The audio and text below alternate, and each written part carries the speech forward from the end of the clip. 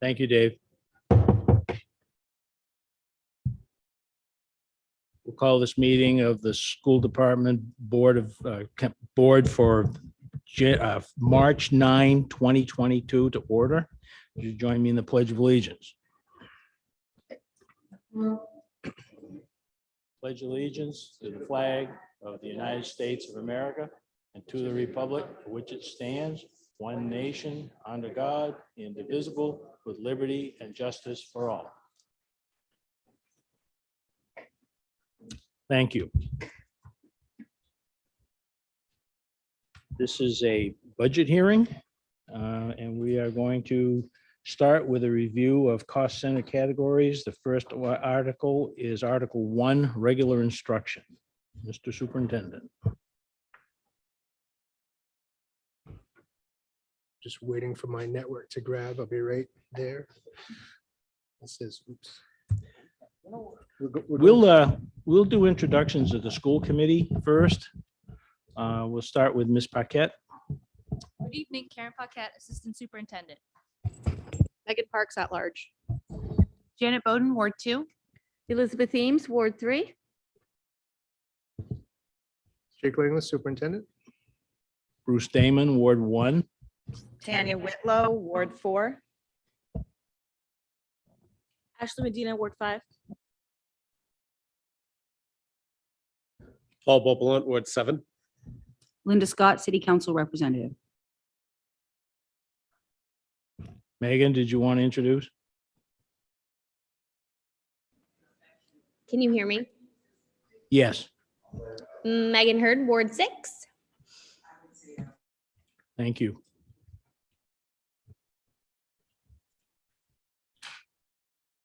All right, so we are going to share some things on the screen like we did last time. Of course, we have member Hurd participating remotely as was prior discussed.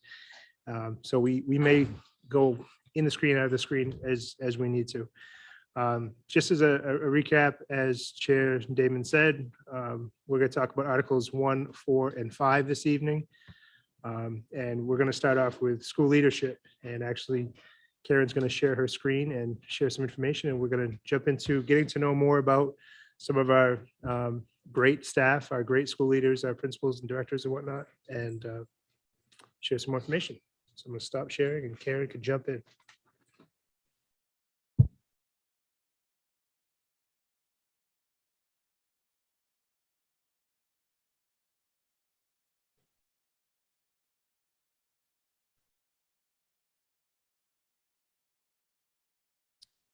Okay, so I have all of our building administrators here tonight to share a little bit of information with you about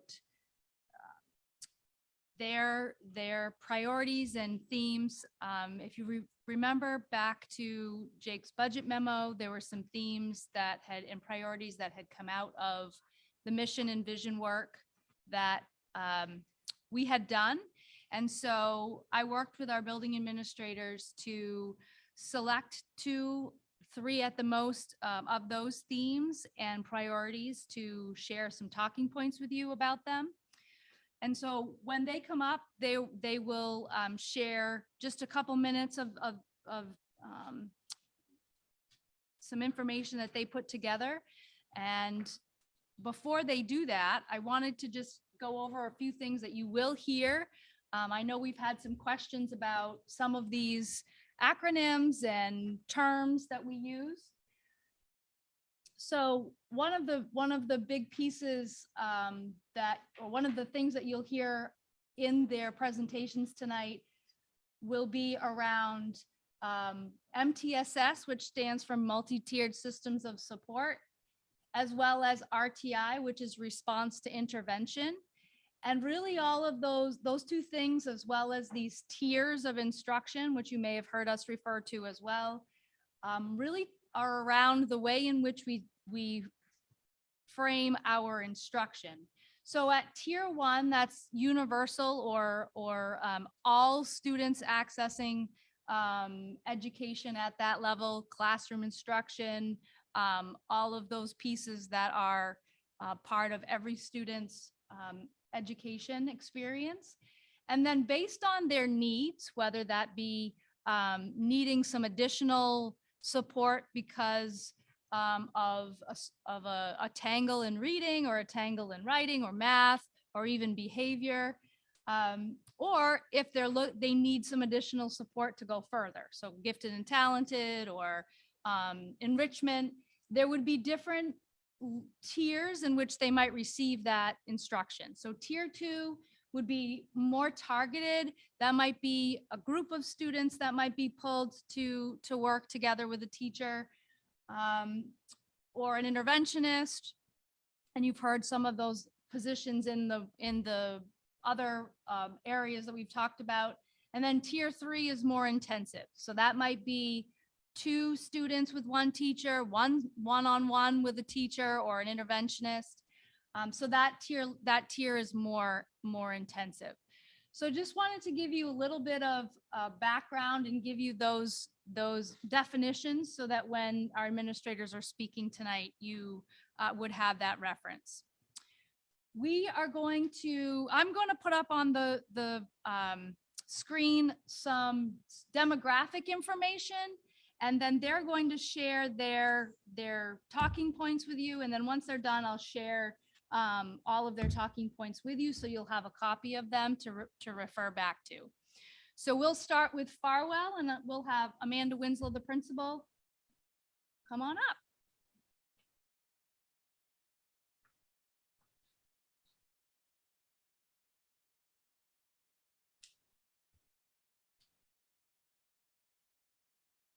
The little person.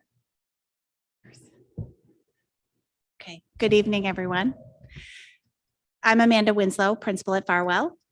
And I'm April Karen, assistant principal at Farwell. So I want to talk to you tonight about a couple areas that we are looking forward to focusing on for next year. One of those items is to continue to improve our systemic instruction. So we plan to really focus on continuing to work with district leadership and the district specialist on continuing to enhance our tier 1 instruction. And that is the classroom instruction, like Karen had just explained to you. We want to make sure that our classroom teachers have the best educational practices possible to be able to deliver that effectively to our students. We also want to continue to enhance our response to intervention, our RTI processes, so that when we do have kiddos who are struggling or having some concerns academically or behaviorally, we have a really solid team that's able to support them or able to brainstorm ways to support them. And then we have interventions that can support them to become the best that they can be.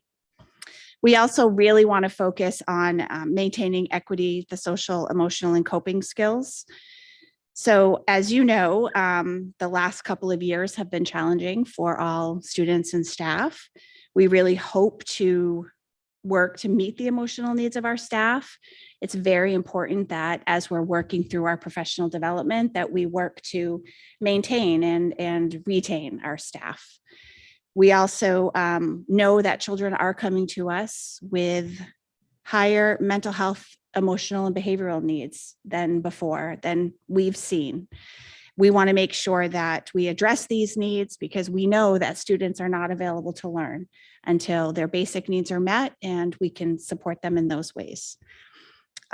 As far as equity is concerned, we really strongly believe that our equity will be mastered and achieved through a social emotional lens. When we give students and staff those skills for self-management and self-acceptance, we know that we can grow them into becoming more equitable educators, which enhances our students and grows our all things equity in our schools. So those are the areas that we hope to focus on next year at Farwell, and everything in our budget reflects those goals. Amanda. Thank you. Next, we have Cindy Gish, principal of Geiger.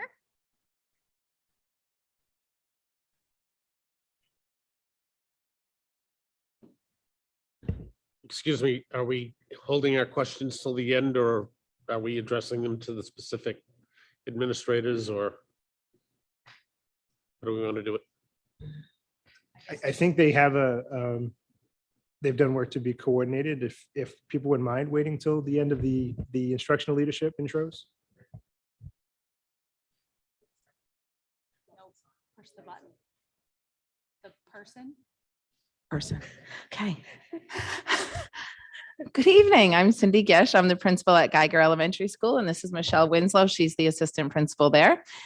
Similar to Amanda, we're just going to talk briefly about some of our goals for next year moving forward. The two first things that I was going to talk about is the equity and social emotional piece, as well as improving instruction. These two things are so completely connected. One usually determines the other. Sometimes it's kids having a hard time social emotionally that might affect academics. Sometimes it's the other way around. So continuing our tier 1 and tier 2 supports with our school counselors and SEL coach, really working to enhance our SEL supports through our counselors, through contracted support staff, and through our SEL coach. We have lots of kids that are in line for some support with counselors that we just don't have available right now. Link our SEL directly to our academic. Like I said, those two things are so completely connected. Continue our district focus on equity and SEL through our staff PD. We all know that one of the highest indicators of student success is teacher belief in their students. So really working, like Amanda said too, on our social emotional piece for our teachers, making sure that they're in the right place to be able to support for their students. And then with our instruction, continuing to provide teachers with the ongoing support in the different programs that they're doing, such as illustrative math, the work that we'll be doing next year in our foundational literacy, through ongoing professional development opportunities, such as common planning, collaborative walkthroughs, and just some of our professional development sessions with coaches. And the focus on the pre-K to 2 foundational literacy. And then Michelle's going to talk a little bit about special education. So our third area that we want to focus on is improving our special education structure to improve programming for our high needs students. We want to be able to enhance our ability to match appropriate interventions to meet the needs of our individual students. We want to be able to provide professional development for staff in these positions, as well as general education staff on special education law and the identification process. And we want to continue our momentum on focusing on co-teaching and inclusive education practices for our 5th and 6th grade classrooms. Thank you, Cindy and Michelle. Thank you both.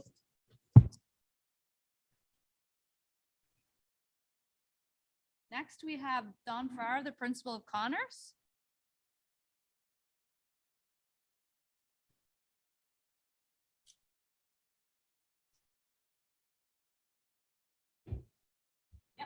Good evening, everyone. I'm Don Ferrara. I'm the principal at Connors Elementary. A couple of things I'd like to share with you this evening is our efforts to improve instruction going into next year. With that, we'll be enhancing our reading practices with new foundational reading trainings that the district is now rolling out.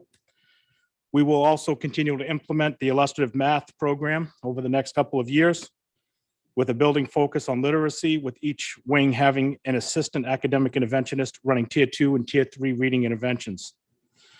With that, another area we would like to focus on is maintaining the equity and social, emotional, and coping skills development efforts. With that, we have school counselors to get dedicated to students' needs at each wing, RTI teachers at each wing able to develop tier 2 and tier 3 positive behavior support plans, and monthly equity training staff meetings. We've done this over the last 2 years, working with both Aisha and Mo Nunez from Great Schools, and we will continue that into next year. We will also continue to use teacher practice with students in using appropriate ruler tools inside our classroom and encouraging teachers to include social emotional supports through the CASEL standards into their academic lesson planning. We will continue our work with the arts integration practice and side-by-side grant that we've partnered with over the last 2 years, and our general education social worker that we've brought on board to help support our homeless youth, to help us support attendance and to help students with additional emotional supports. In the coming weeks, you'll see a presentation coming that we will also be looking at improving our special education structures and improving that program as well. Thank you. Thank you, Don. Next, we have Charlotte Nile, principal of McMahon.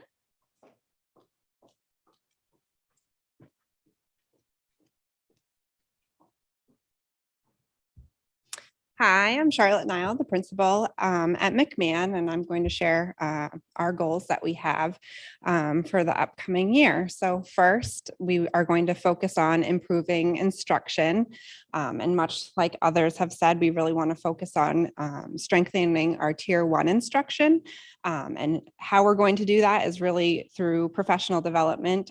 This year, our instructional specialist positions that were added to the district this year have been a huge help in providing high quality PD to our staff as well as to administration.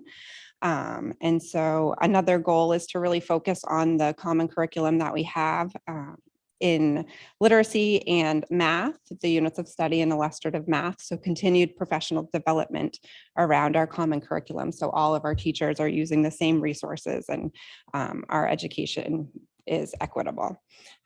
Next year, I really want to focus on instructional leadership. So with the administrators in my building, really getting into classrooms, doing collaborative walkthroughs, relying on our instructional specialists to help make sure that we're giving high quality feedback to help our teachers implement the professional development that they're getting and really help them grow, which in turn will help our students succeed.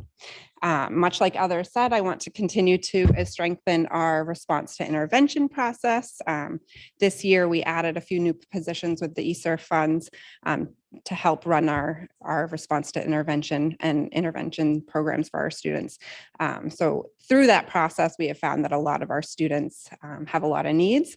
And so if we continue to make sure that that system is in place and that our tier 1 instruction is top notch, then hopefully those things will be improving.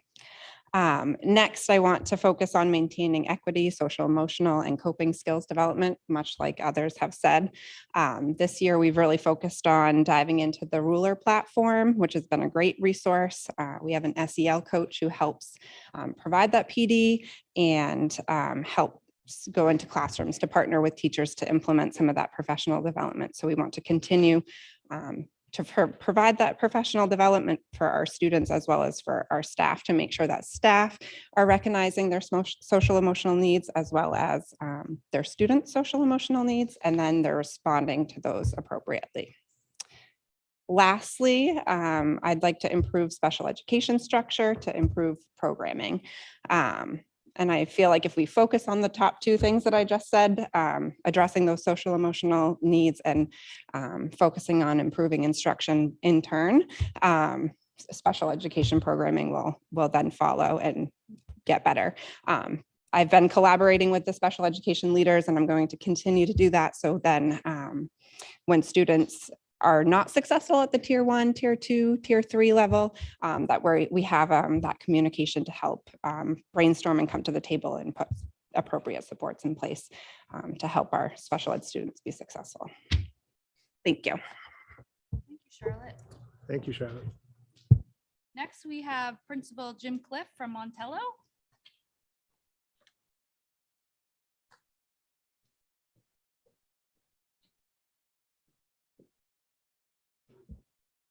Great. I have some of my team with me tonight, my awesome team. I have one of my awesome assistant principals, Tiffany Sachs. You may know her formerly as Tiffany Demarest. And I have Allison Hopkins here, who is our response to intervention and special programs supervisor, and not in her title, a whole bunch of other things she does. And I'm really thankful to have her on our team. And then 2 of our team members just can't be here tonight because of some other commitments, but you may know Rhonda Fournier, who is one of our other assistant principals, and Erica Gosselin, who is our special education supervisor.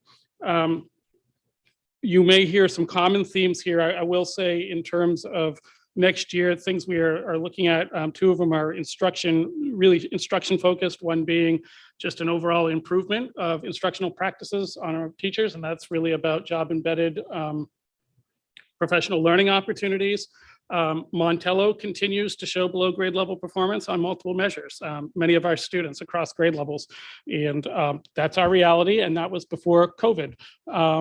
So, you know, I think the work we did this year with our sheltered instructional observation protocol, some ongoing professional learning for our staff supported by observation and feedback is a really good example of a model that works for our staff. And what we believe is that when we provide our staff with those learning opportunities and then the supports to help our teachers further develop sound understanding of the standards that they are responsible for teaching students and the instructional practices that are highly effective in getting at those, that we can create a rigorous, engaging experience for our students and all students. And really for us, the instruction is the root of the equity, making sure that learning is accessible for all of our students. Along with the generalized instruction, another focus point is really improving the special education instruction. And not unlike their regular education peers, our special education teachers have unique responsibilities in terms of meetings and paperwork and so forth, but they also work with some of our most needy and unique students. And uniqueness sometimes takes really specialized instruction, thoughtful instruction, and a real focus on understanding each individual goal that a student is working towards and making sure that's matched with a appropriate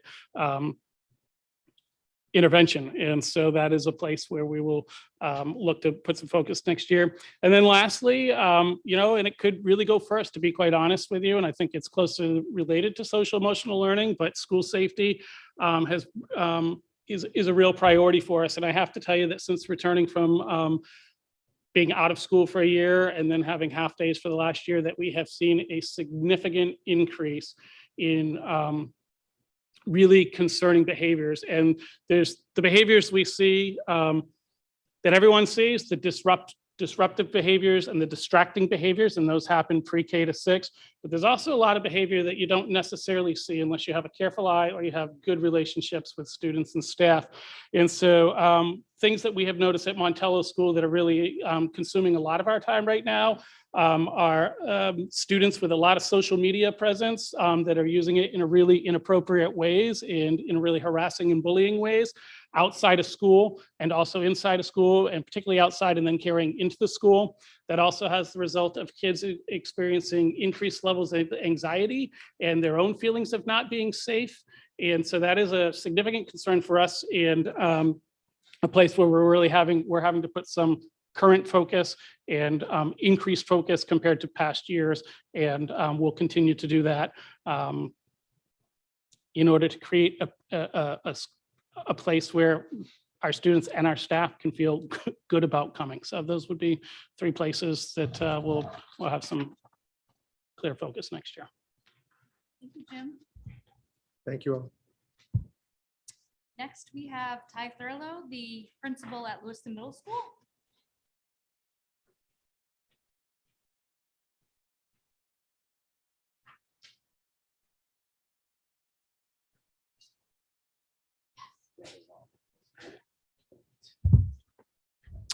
Good evening, everyone. My name is Ty Thurlow, the principal at Lewiston Middle School. To my right is Eric Anderson, one of our assistant principals, and also on our administrative team is Carrie Jackson, our special education supervisor, and also Pam Butler, our other assistant principal.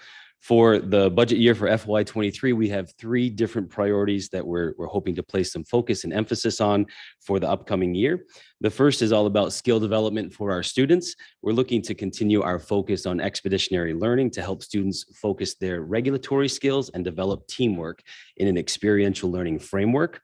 Next, we're going to continue our social emotional learning work through our CREW advisory groups. CREW is a special advisory block that happens once a day for all students. And also, we're going to place a greater emphasis on skill development for students in building capacity of relationships with staff. And that's a 2-way street, building capacity with staff to have relationships with students as well. Next, we're going to look at stability and communication. We want to increase opportunities for the community to interact with the school. We want to facilitate feedback opportunities for the public, for families, for parents. And lastly, we want to foster consistent communication approaches from school to home. Right now, we're a little bit all over the board, and we really want to hone in on that. Our third focus area is school safety. As Principal Cliff talked about with the Montello situation, LMS is experiencing a very similar situation when it comes to school safety events and social media. We want to place greater emphasis on prevention efforts through restorative practices and community building. We want to also place greater emphasis on school safety expectations for our students, our staff, and our community. We're looking to increase support through counseling and other support services for students to appropriately and safely process their thoughts, feelings, and experiences that may lead to unsafe behavior. And then finally, we'll continue with our implementation and integration of restorative practices at the middle school. Thank you. Thank you both. Next, we have Tyler Putnam, the principal at Lewiston High School. I believe he has Backup. as well, assistant principal. Jay's is definitely someone that we lean on at the high school for our budget work. He crunches the numbers. We check with him when we're thinking we want to spend something big. And he says, he calms us down and he says, relax a little bit. Let me look at some things. Let's get things organized. So he's been put a lot of hours, a lot of effort with our budget, and he's really supported me this year. So I really appreciate that. Missing tonight is Todd Schiffelli, assistant principal, and Doug Dumont, our other assistant principal. We also have director of student services, Caitlin Urgis, part of the administration team, and Jen Albert is a part as a special ed supervisor, and Jessica Marr is a special ed supervisor as well. So we have a great team at the high school. A lot of the things that we're going to look at this year or next year is the same theme as the other schools. Social emotional issues that we have at the high school is not a secret. Managing conflict at the high school is not a secret. We need to get better at that, and we need to work with our students even more than we did this year. We have a restorative practice a coordinator this year that's getting his feet wet. The program's just getting going. Done a lot of great work, but we need to take that and we need to put a little bit more planning, managing into it, so students know how to manage conflict and how to work with each other to make our environment a place that everybody wants to come to. So social emotional connection to the school. We want to continue to look at our advisory groups. Those are small groups in which students get together 3 times a week to kind of talk about the issues facing the high school and give student a voice in a bunch of different areas that we can improve on. Co-curricular opportunities, both athletic and non-athletic. Those are different things that provide a connection to the students, to the school. Students need to feel that connection to the school, care about the school, and that'll reflect on the responsibility and the behavior in the school as well. The second thing we were going to focus on is connect the curriculum design to students, make sure it's relevant, making sure the student actually cares about the education that they're learning. How can they apply it to the real world? Those are all important pieces of improving our instruction on a regular basis to make sure kids have, once again, that connection to the high school and want to come and want to be a part of the family, the community we're trying to build at the high school. The last thing is we're going to try to grow pathways to the diploma at LHS. The traditional way isn't for everybody, and I know all of you know that. And finding the non-traditional pathways and making sure our students in our community know about those. Making sure that we're upfront with them about these are all the different ways you can get to a diploma. It doesn't have to be what everybody else wants to do. And what are you going to do with it when you move on? It doesn't have to be a 4-year university for everybody. There's a bunch of different opportunities out there. That's one of the best things about Lewiston is that we have the resources to connect kids to different areas of success. So those are the things we're really going to concentrate for next year. I will let Mr. Dufour jump in with anything that I've missed because it happens. You did a great job. Oh, well, there you go. No questions then. There you go. Thanks, Tyler. Thank you both. And last but not least, we have Philip Johnston, the Longley School Director.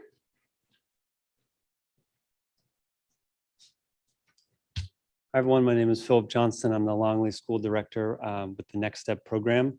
Not with me tonight is my Nextstep design team, which is made up of Oren Stevens and Julia Sleeper of Tree Street Youth, and Elizabeth Sampson, Spencer Traylor, and Alyssa Mitchell, 3 of our founding teachers. And this group of people has co-created our model with students that we call Nextstep today.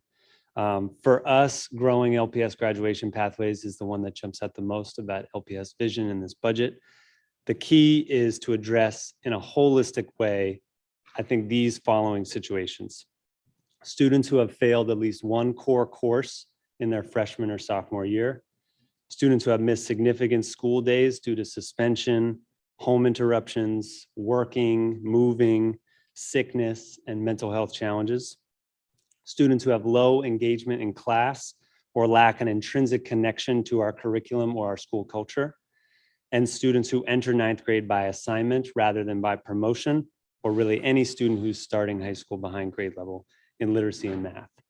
So all of those situations make a traditional pathway, by which I mean earning 6 credits a year for 4 straight years, much more difficult. So strategies that we have employed at Nextstep are a flexible curriculum that allows for student voice and choice wherever possible, extensive opportunities for credit recovery, the development of novel experiences that can expand our adolescents' brains of what's actually possible, not just in school, but out of school, and really deep and intentional social, emotional, and community building work that I know a lot of people have spoken about tonight, but that is so important in our community where we need to bridge these lines of difference and we need to allow for healing and also the development of mutual respect. If these needs aren't met as a prerequisite for learning, our likelihood of being able to reach every single kid will go down. So what that requires is meaningful partnerships in our community, especially those who can provide holistic social emotional support, connection to historically marginalized families, and professional networks. It also, as you well know, requires dedicated LPS professionals who want to work here because they have the creative confidence and the lived experience to make a difference and solve our most complex problems. And we really need to find and support those educators as they grow in our system. These are not solely school-based problems. They're also community problems that we all need to work together on solutions for, which is why this pathway for us is what's most important. Thank you. Thank you, Philip. I'll pass around that document so you have that their points are on, and then we can open it up to any questions or clarification for any of the school leadership based on their presentations tonight.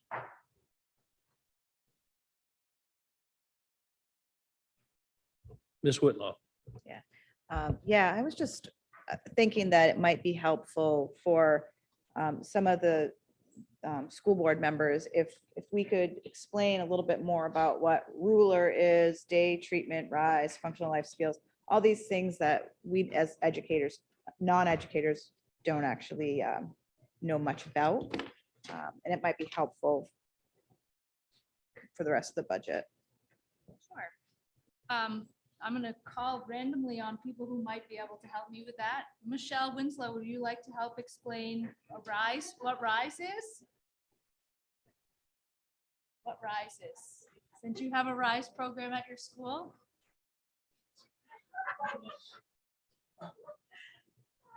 Since it was on your slide, it was on Geiger's slide. I would love to. I just told them, don't make eye contact. Maybe I hurt you. So RISE stands for Reaching Independence Through Systematic Education. And it is a program that meets the needs of students with autism or similar neurological deficits. The model of the RISE program is an ABA model, which provides systematic instruction for students. Kirsten, is there anything else so typically in the elementary setting, and I'm not sure about the upper grade levels, it is a self-contained classroom that has 8 to 10 students. Most of the students receive either one-on-one support or can be paired to have a BHP support them with their programming. And we try throughout the school day to integrate those students into the general education setting as much as possible to work on their strengths and allow them opportunities to work with regular education students. So ABA is applied behavioral analysis. So that's taking data on each student individually and working on a plan for improvement in little steps. And then obviously the goal being to make it back into the mainstream as much as possible. We have different levels. We have FLS RISE, which would be functional life skills RISE, with students that have intellectual disabilities as well as either autism or something similar to that require this level of service. And then we also have RISE kids that are just more, your typical students that are looking to be mainstreamed but are being serviced through this program. So at Geiger, they have just the RISE kids. At Farwell, they have cohorts of RISE and RISE/FLS. At the middle school, we have RISE and RISE cohorts and RISE FLS, and at the high school as well. Next year, we have added some to Connors as well. We'll have RISE cohorts of RISE, and then 2 cohorts of RISE FLS. And I would just add too that the behavioral programming for the RISE students is supervised through a behavior specialist called a BCBA, which stands for Board Certified Behavior Analyst. So currently we have one full-time at Geiger. We have one full-time at Farwell. We have one full-time at LMS and one full-time at LHS. And they also do consults amongst the districts in other schools. Really, they are behavioral interventionists and they can really help out in the building with behavior needs with administrators. My goal would be to add more and have one in every building if possible. But for next year, I'd like to have one at Connors and then maybe somebody to see McMahon and Montello to just oversee those 2 because they don't have any actual programs in that building. But they could definitely use the support. Our administrators need support with behavior management, and this is something that could really, really help them. So more information in Article 2 on that. So yes, no questions on that, I guess. We won't get into She special ed won. budget too much, but that's the RISE and FLS. Yes. So is it the goal of all students in the RISE program to be mainstreamed? And is that by law or is that by our wants? I think it's at different levels. I mean, the law says to mainstream with your gen ed peers as much as possible. So it would look very different for somebody that is in FLS. That might be, in the cafeteria or in a unified gym class. Whereas in the RISE program that they have at Geiger and at the middle school and the high school, they're looking at trying to integrate them into actual gen ed classes. So at the high school, you could be in a history class with your one-to-one ed tech taking data. And do parents have a say in that? I mean, I know that through IEPs, parents are supposed to have say. We know that in the past, that hasn't always been the case. So for some parents, they might not want their kid to be back in the mainstream class because it's too difficult. Are we trying to force our kids back in there without parents really being able to advocate for their children? I'm just throwing that out there. I'm not saying it's happening. So I think the IEP team process is supposed to be a collaborative process with all team members agreeing. So I would say that it would have to be a team decision with the parents and, input included on that. So. And I would say that those decisions are reviewed in an IEP meeting based off the data collected in regards to student success. So they wouldn't push them into the general education setting until they have reached a certain level of success. And we're confident that they'll be successful in that setting. Thank you.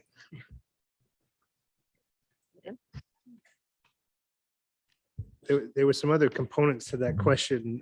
I don't know if someone wants to speak to Ruler briefly. Any volunteers? Need to pick somebody. Pick somebody? Oh. Eric, Charlotte, Tiffany. They could all do it. They can all do it. Tiffany. Thank you, Tiffany. So Ruler is just a tool that we use across buildings that really helps develop those social emotional skills that students need. So it is a resource that teaches students how to recognize understand, label, and express their emotions. So it's through the Yale Center of Emotional Intelligence.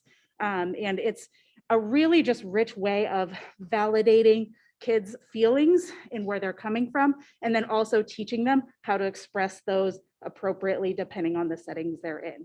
So it's a resource I think all buildings are using, K through 12, I believe. So I just want to add quickly, for those of you who were here last year, we did a presentation, we talked about the meta moment and trying to help students understand how to be their best self in those moments. And so getting to that place and having a structure around it. I would say that we're in our infancy with Ruler, but a big piece right now is when we talk to a student and we ask them where they're at and how they feel, they don't have words to describe it. They're just in a place emotionally, out of anger, frustration, what have you.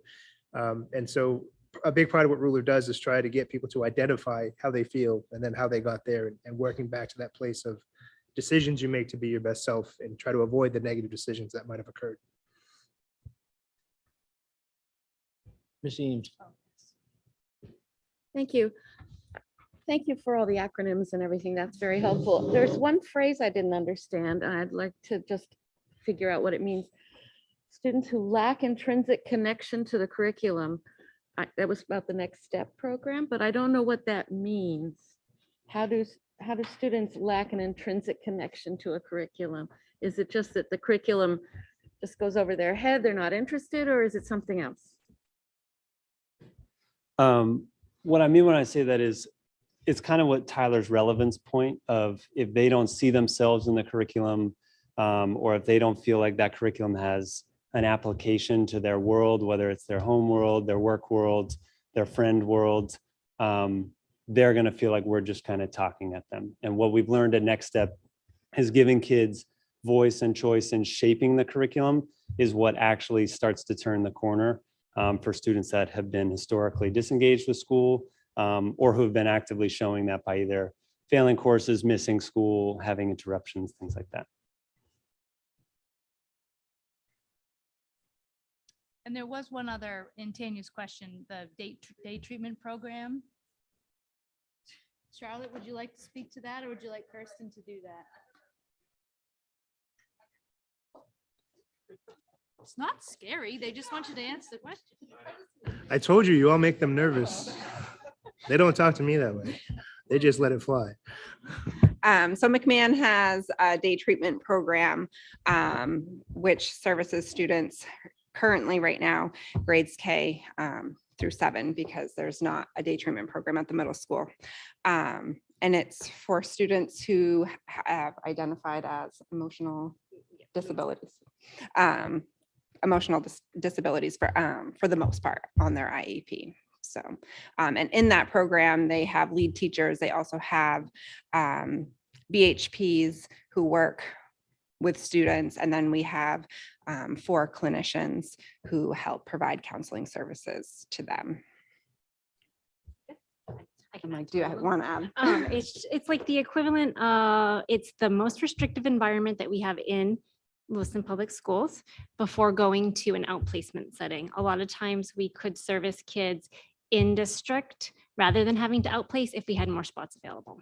So at McMahon, we're always like, as soon as, if either a student transitions out or is ready to be mainstreamed, we're like, okay, we got to fill that spot because we have these list of these kids that need to get into those spots. Next year, we'll be having our 7 through 12 day treatment program. So we'll be able to keep some more kids in-house there as well. Good enough. And I just add context to day treatment programming that this is a space where you can see physical restraints because kids are really struggling and actively trying to hurt others. It's really a highly supportive, pretty intensive piece, and it's often connected most specifically to behaviors and a kind of a next level of things. And a lot of students grow and mature and get better with their coping skills, and they get back into more of a mainstream. I also want to add that all of these programs that we just discussed, I know we answered Ruler, but RISE, FLS, day treatment, these are all programs we'd consider nested. So they're here, they're in pockets in our schools. They don't exist in every single building. So some kids who maybe they're supposed to go to Connors, go to McMahon because that's where that nested program is provided. And we do that to maximize our resources in a space to provide what we can to the most kids. If we didn't have these, all of these students would need outplacement. And it's important to understand these programs. And again, we'll talk more about them when we talk about Article 2, but I wanted to make sure that that information was on the slides, because in some places you may see higher numbers of special ed students in the student enrollment count that are in that special ed number because those programs are at those schools. So students from other schools go to those schools for their programming, which then would increase the special ed counts at those buildings. So that was, other than making sure you knew that those programs were there and existed, just to give some context for maybe some higher special ed numbers at certain places.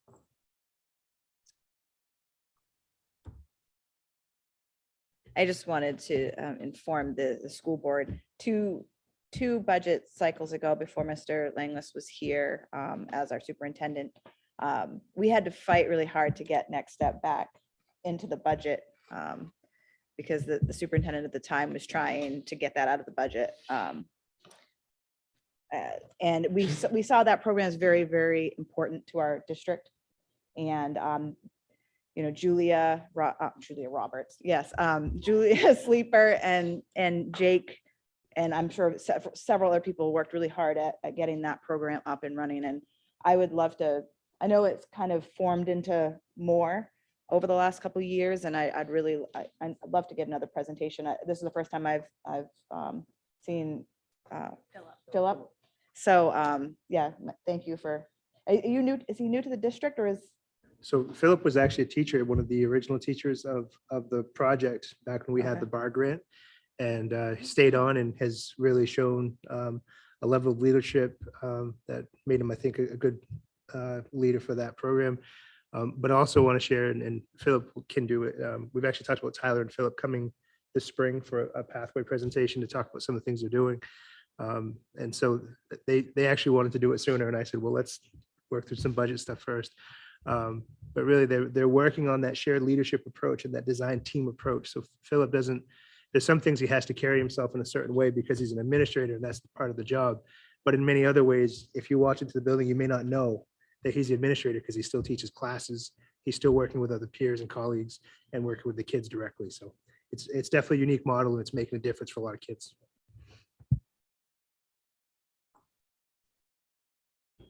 Paul, did you have questions? Or?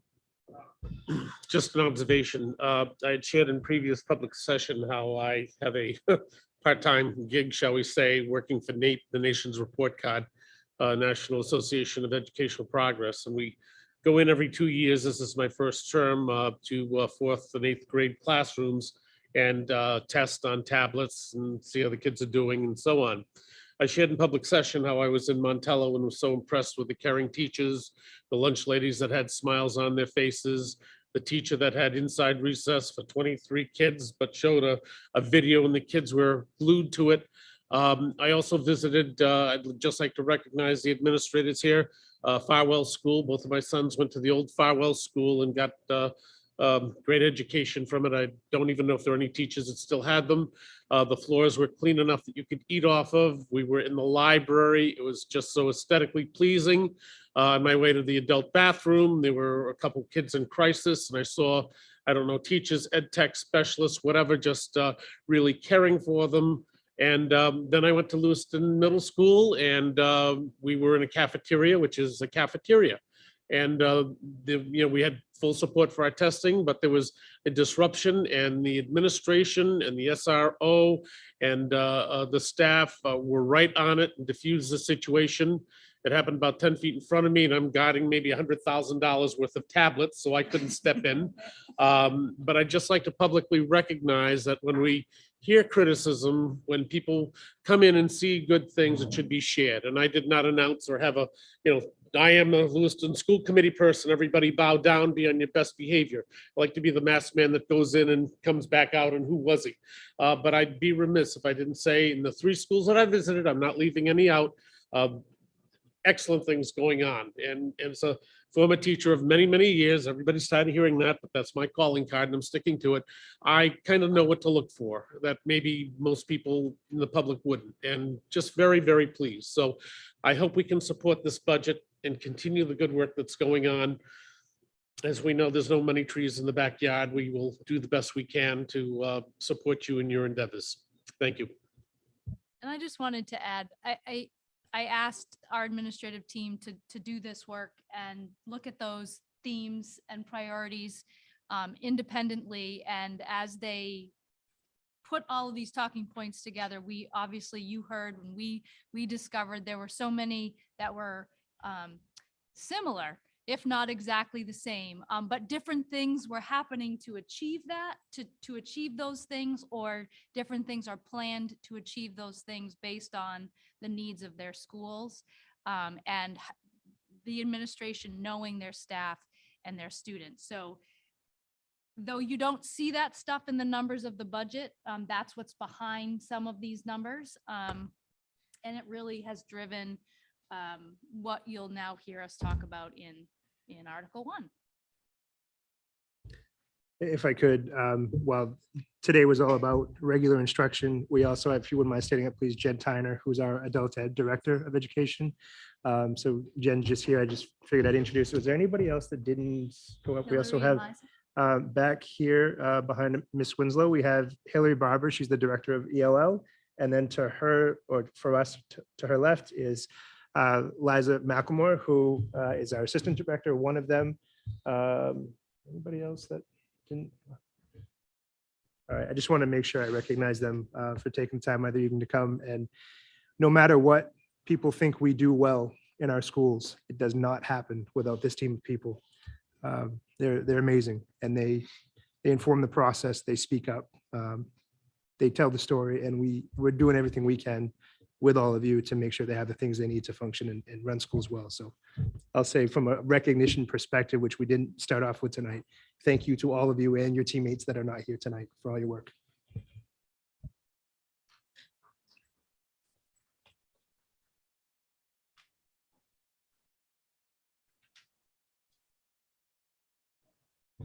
All right, so we'll jump back into some slides, trying to follow a similar format to last time. And of course, any questions you have as you go, I'm going to hit some highlights briefly on some slides, and then I want to dive into the book and talk about some things that stand out.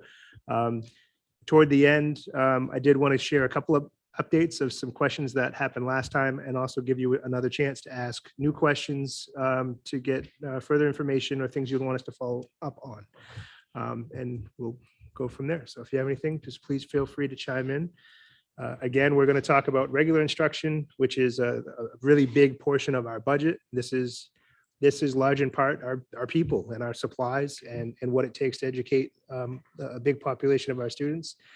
We have other instruction and student and staff support. So we'll go through these. In Article 1, just some themes. If you go to your the bigger section of your tabs, what is it? I think tab G. This is where we start. So that's that very first page.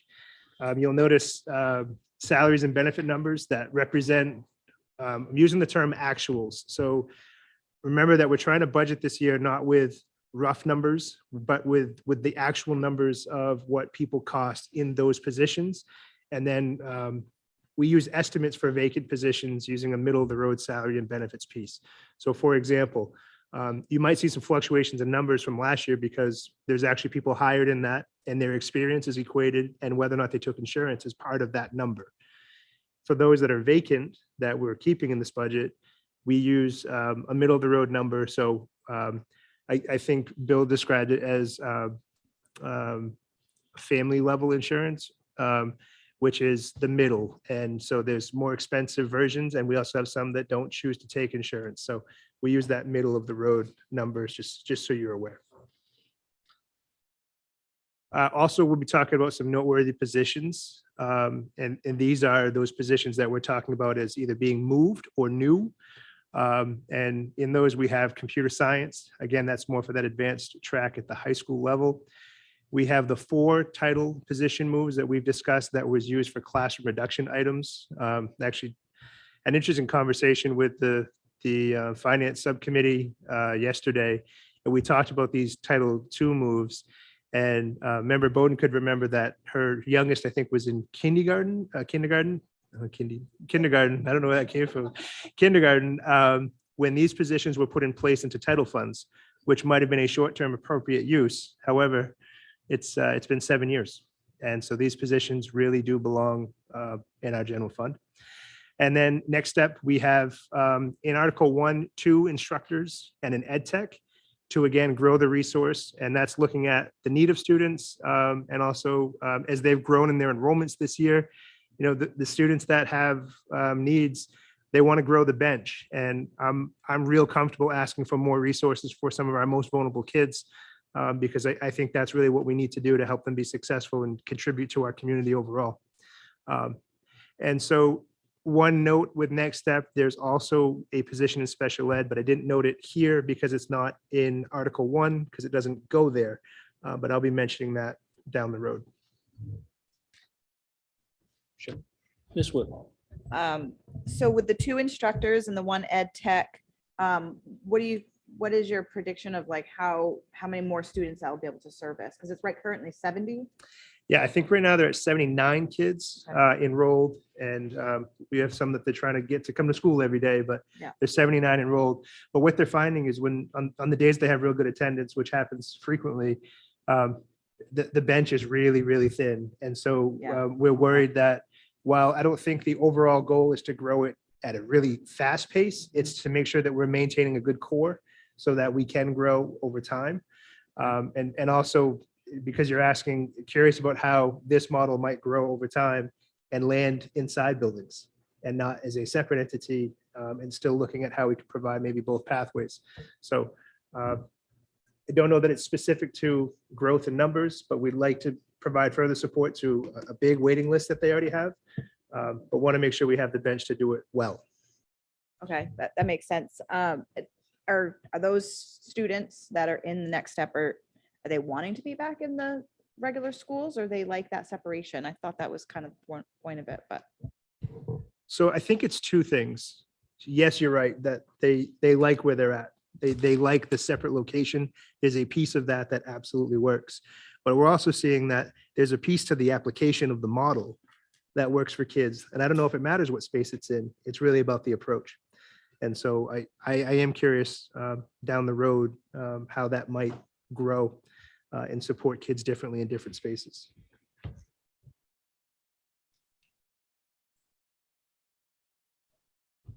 Can you explain a little bit more about the computer science? You've mentioned it a couple times in the meetings before. I know at the middle school, it's been an issue this year. If we create a computer science position, are we going to be able to fill it? And is it going to be effective in connecting with students? It's actually already a position at the high schools being funded through a grant. So we created a computer science class and have a beautiful lab in the new wing. And that was all put together through grant funds. So we have a person in that position already. We have students taking those courses now, but that grant is supporting the salary at this point, and it's short-lived. So in order to keep it going, we would need to move that to the local budget. We also have a specific group of donors who have worked in the computer science field who are now retired, but they did quite well.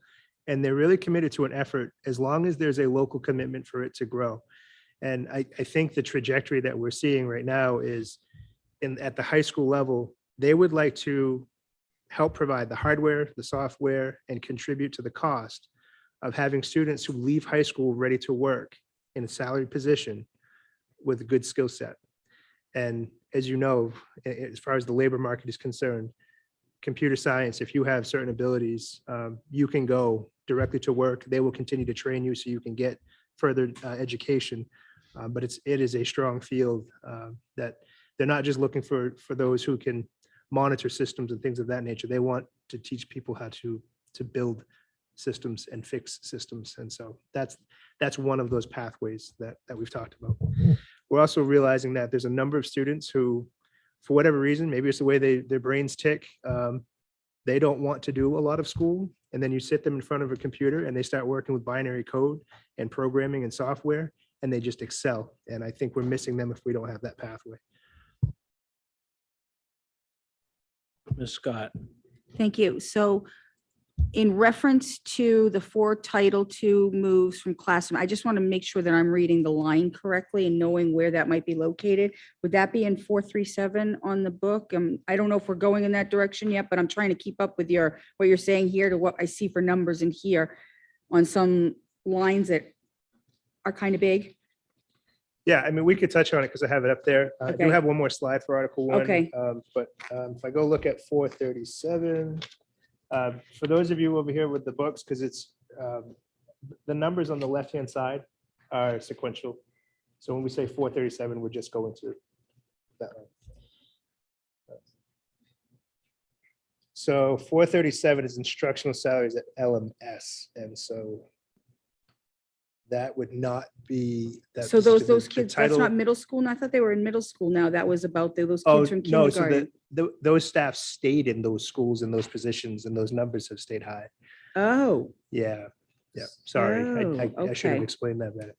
they'll And be- so, and you have 2 at Connors School as a carryover from, it was either Martell or Longley at the time, Right. and 2 at Montello. Okay. And we can point those out. when we go Okay. through. Thank you. Yep. So. Sparks. Line, we might have covered this the other night, and I feel like maybe we did. Line 180, the ELL stipends, a jump of 55,000%. Yeah, so there's a couple of spots here in Article 1 where we see we're going to reference them as items that are potentially negotiation impacts. And so that is definitely one of those items. Hasn't come to any kind of fruition just yet, but it's definitely in conversation. So I want to make sure you're aware of that. Such a big jump is connected to the potential for, again, what's negotiated around caseloads and responsibilities within the contract. Yep. Other just things before we, I'll go page by page or answer specific line questions that you have. I know there's a number of them in Article 1. It's a big section, so it's going to take some time. But also want to note just salary increases, as we've talked about, connected to steps, and just these are positions that are already there. That benefit increase or that insurance healthcare component, class size reduction, which I mentioned, some positions that were added in 22 that did not appear in the budget. You'll see that in some of our instructional specialist pieces. For those of you who were here last year when the governor went to that 55%, and we brought a memo with a recommendation that we grow some of these positions, those were approved. But because of the timing of that being in July, when that funding came through and we voted on it, it didn't land in last year's budget items. So it looks like a big increase, but really we already have them and we're already paying for them. But we'll fill you in on that because of that funding change or that revenue change. We'll go through them specifically. I have itemized notes on them. Yep. The ELL teacher stipends, which I mentioned is a negotiation item. That's potential. That's not a given. You also see a lot of ESSER or ESERF. Those are the emergency relief funds. Those are supplies that we carved out last year to make the budget work because we had a shortfall of revenue. And if we don't put those back, those funds will sunset and we will be without the ability to have those things.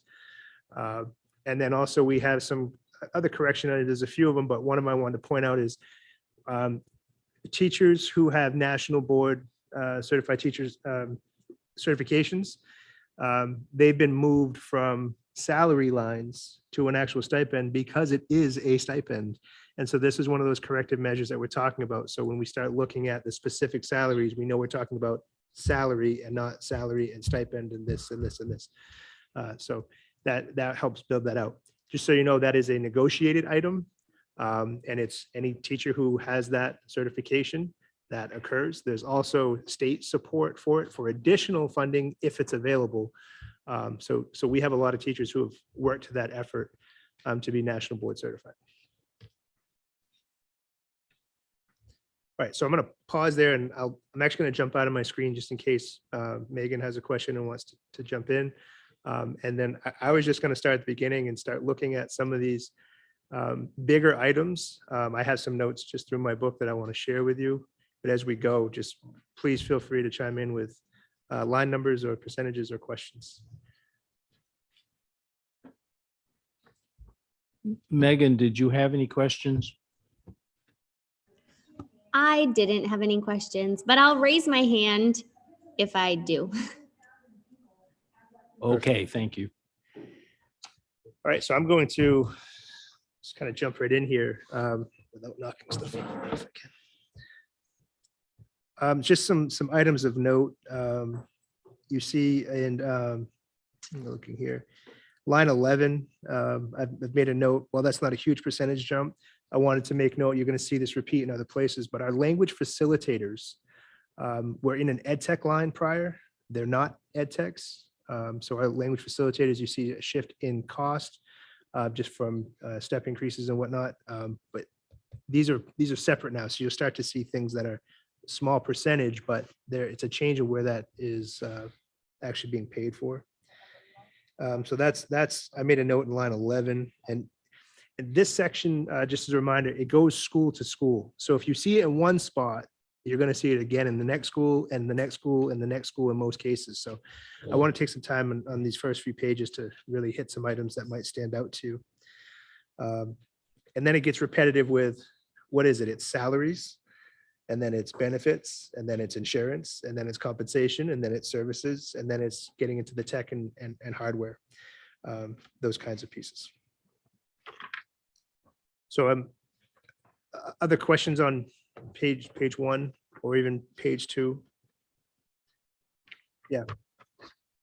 I guess I want to touch on the topic again about because this is on every page at every school, and that's the supplies and the instructional supplies and books and periodicals. So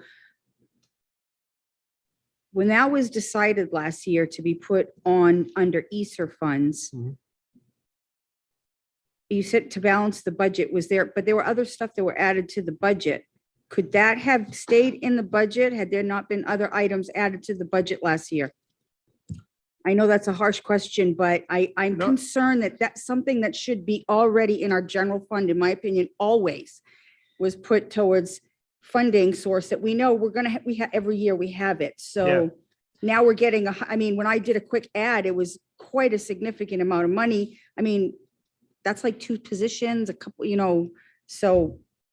Yeah, so the decision last year really started to get heavy, obviously, when we met with Citi and they gave us some direction to where they thought it would be a number that they could support. We were left in a challenging position because we have these one-time funds that we never would otherwise have, but we'd also lose if we don't use.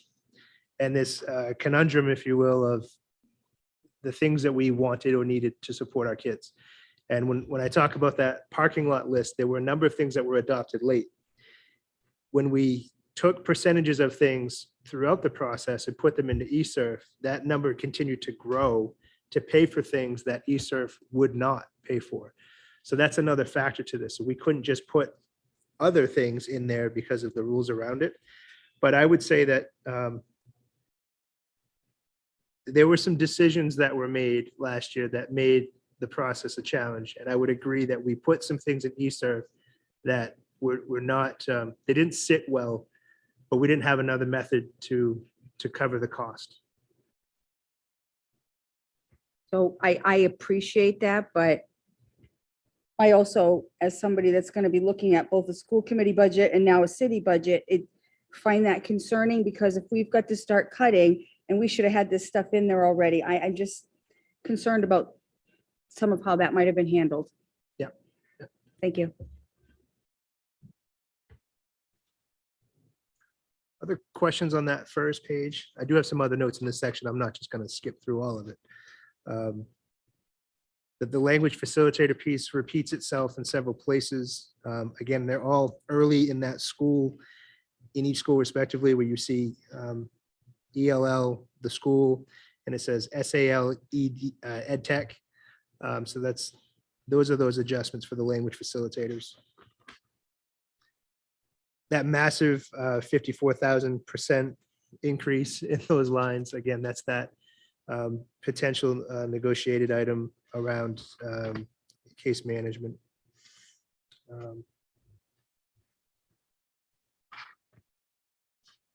Just looking through notes here. Yeah, Is that okay? sure, absolutely. I'm sure there's a quick answer, but I don't know what it is. Montello's ELL program is markedly higher increase than all the other schools. All the other schools are kind of in line, and then Montello's 20%. So what's the answer? Is there an extra person? Is there some other big change there and not elsewhere?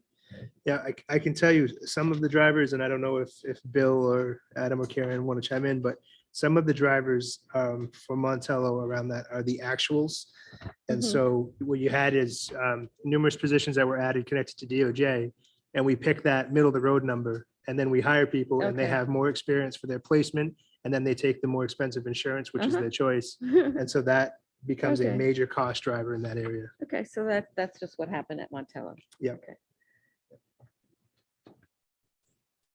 Thanks. Kind of look around, make sure I didn't say anything else. And then. It just the- stood the out, that's supply- all. I mean, you're looking at the overall increase. Is Yeah, that the what you're looking overall at, increase is 20? 20% and everything else is like 8 or 6, and then there's 20. And Yeah. it was just a question about, there's a story, I just want to know what it is. Yeah, and then of Yeah. course the supply. The you know, supplies. That's. cool. Well, So all the the supplies are, yeah. supplies go up because we added some. Yeah, but that was true across the board. Well, and I guess to Linda's point, when we made some decisions last year because of the whole picture, including what could be supported by both groups, we did not even put all of the supplies back in this that were cut last year. This is a step toward Oh, gosh. returning the classroom supplies. And again, we land in that tough spot of what can we afford? Because like Member Beauplan said, we don't have money trees in the backyard. But I'd be remiss if I said this, we're gonna have some really tough decisions over the next couple of years, but that ESSER money, if it's not spent, it just goes away. And so we're in this tough spot of how do we spend that money that's gonna disappear if we don't? And then how do we make something that is sustainable and can maintain the growth of what is a budget that has collective bargaining agreements that have steps and increases and insurance costs that change. So it's really why we land in places like we've talked about prior. Summer school is not in this budget.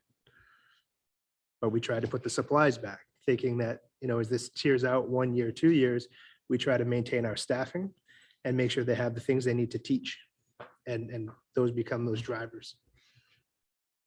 I just want to add, because that's a good question, Elizabeth, and there'll actually is with that particular one with Montello on line 99, there is going to be a correction. So on line 99, you'll see $59,000, almost $60,000 in benefits.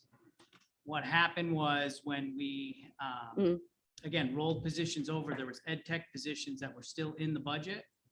And so we pulled those ones out and we discovered that we had not in this version pulled out the 59,000. So that's gonna obviously Okay, bring yeah. that 20% down. And then it also is gonna be reflected on line 46, $29,000. And I want to backfill that another step. Part of our DOJ work, we had ELL ed techs and they said, no, that's not going to work. These need to be teachers. These need to be highly qualified educators and not ed techs. So when we extract the ed techs from the budget, we have increased costs and some staffing, obviously. But those positions that are not permissible with the DOJ have been extracted. So what Bill's talking about is Okay. we just missed that particular line of health insurance connected to those ed techs. So the ed techs have already been extracted. But that piece is a correction that we found. Okay. Thank you. I've kind of skipped ahead to the gifted and talented section, which is just beyond the ELL. It starts at line 243. You know, it's a lot. So a couple questions in this area. This is obviously also a form of special education. And it just seems like they're not getting much of anything from us this year. And I'm just an overall question to start with. Why aren't they getting much of anything this year? I'm just seeing giant stipends throughout the ELL parts of this for every single school, but I'm just not seeing it for special education. I mean, for gifted and talented. Sure. So, I mean, we have a GT program, but part of this can get lost a bit in the 9 through 12 effort because we have different programming for there, whereas below that, we have teachers that's what they do. And so that at the high school level, you have obviously AP courses and those kinds of tracks, which are considered GT in a sense. So we also have our AVEC efforts, which is a particular group of students that are a GT track. And that's the one, if you recall, they visit Bates, they go to different events like that as part of their local field trip effort. Again, it's Androscoggin Valley. I wouldn't have to be making up the rest, but it's a GT approach to that effort. So at the high school level, there's a lot of honors opportunities. And then at the lower levels, we do have 2 full-time staff that's the work that they do.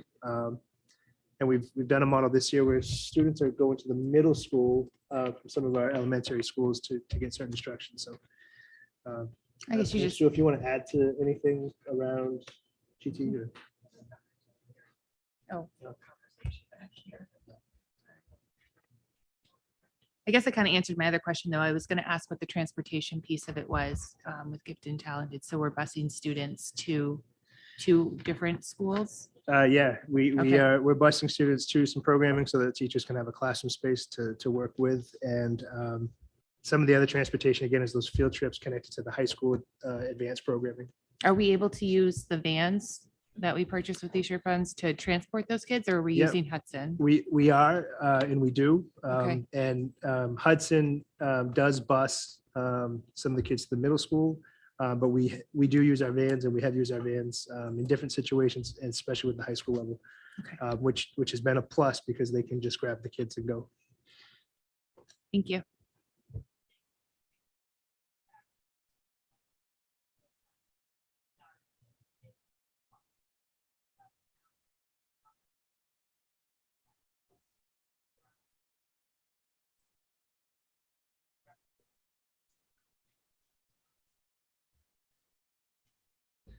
So Sue's sharing that's many of those runs are part of a route or the end of a route. So I know one of the transitions is that after elementary schools are dropped off, they'll come back through and grab students from some of the schools and bring them to the middle school. And then during the midday runs for things like pre-K, what have you, they'll start rolling those students back and returning them in different programming. Like many of our other areas, we do have some GT items that are supported through other grants as well. So Title IV, as well as our ESER funds, supplies and things like that, just like all of our other programming. GT has some funds in those areas as well.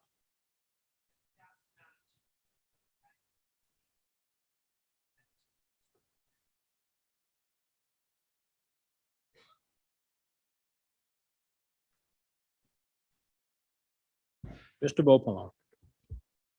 Thank you. In previous unrelated to budget discussions, we've discussed how special ed is a big chunk of the budget. We've looked at proposals to maybe reduce the outsourcing and have a little more in-house. But I'm looking at the totals here, and I just need some sort of comparison. I'm going to not pick on any school, but because it's a round number, look at McMahon. For 532 students, 132 are identified as special ed. That's about one out of every 4. That seems very high. I'd like to know how that compares to other districts our size, Bangor, or Portland, or what we have there. Like, so that number may be a little high. We could do a comparison, but I would actually argue that most of our schools, if not all, that's the rough percentage of students that have special education services.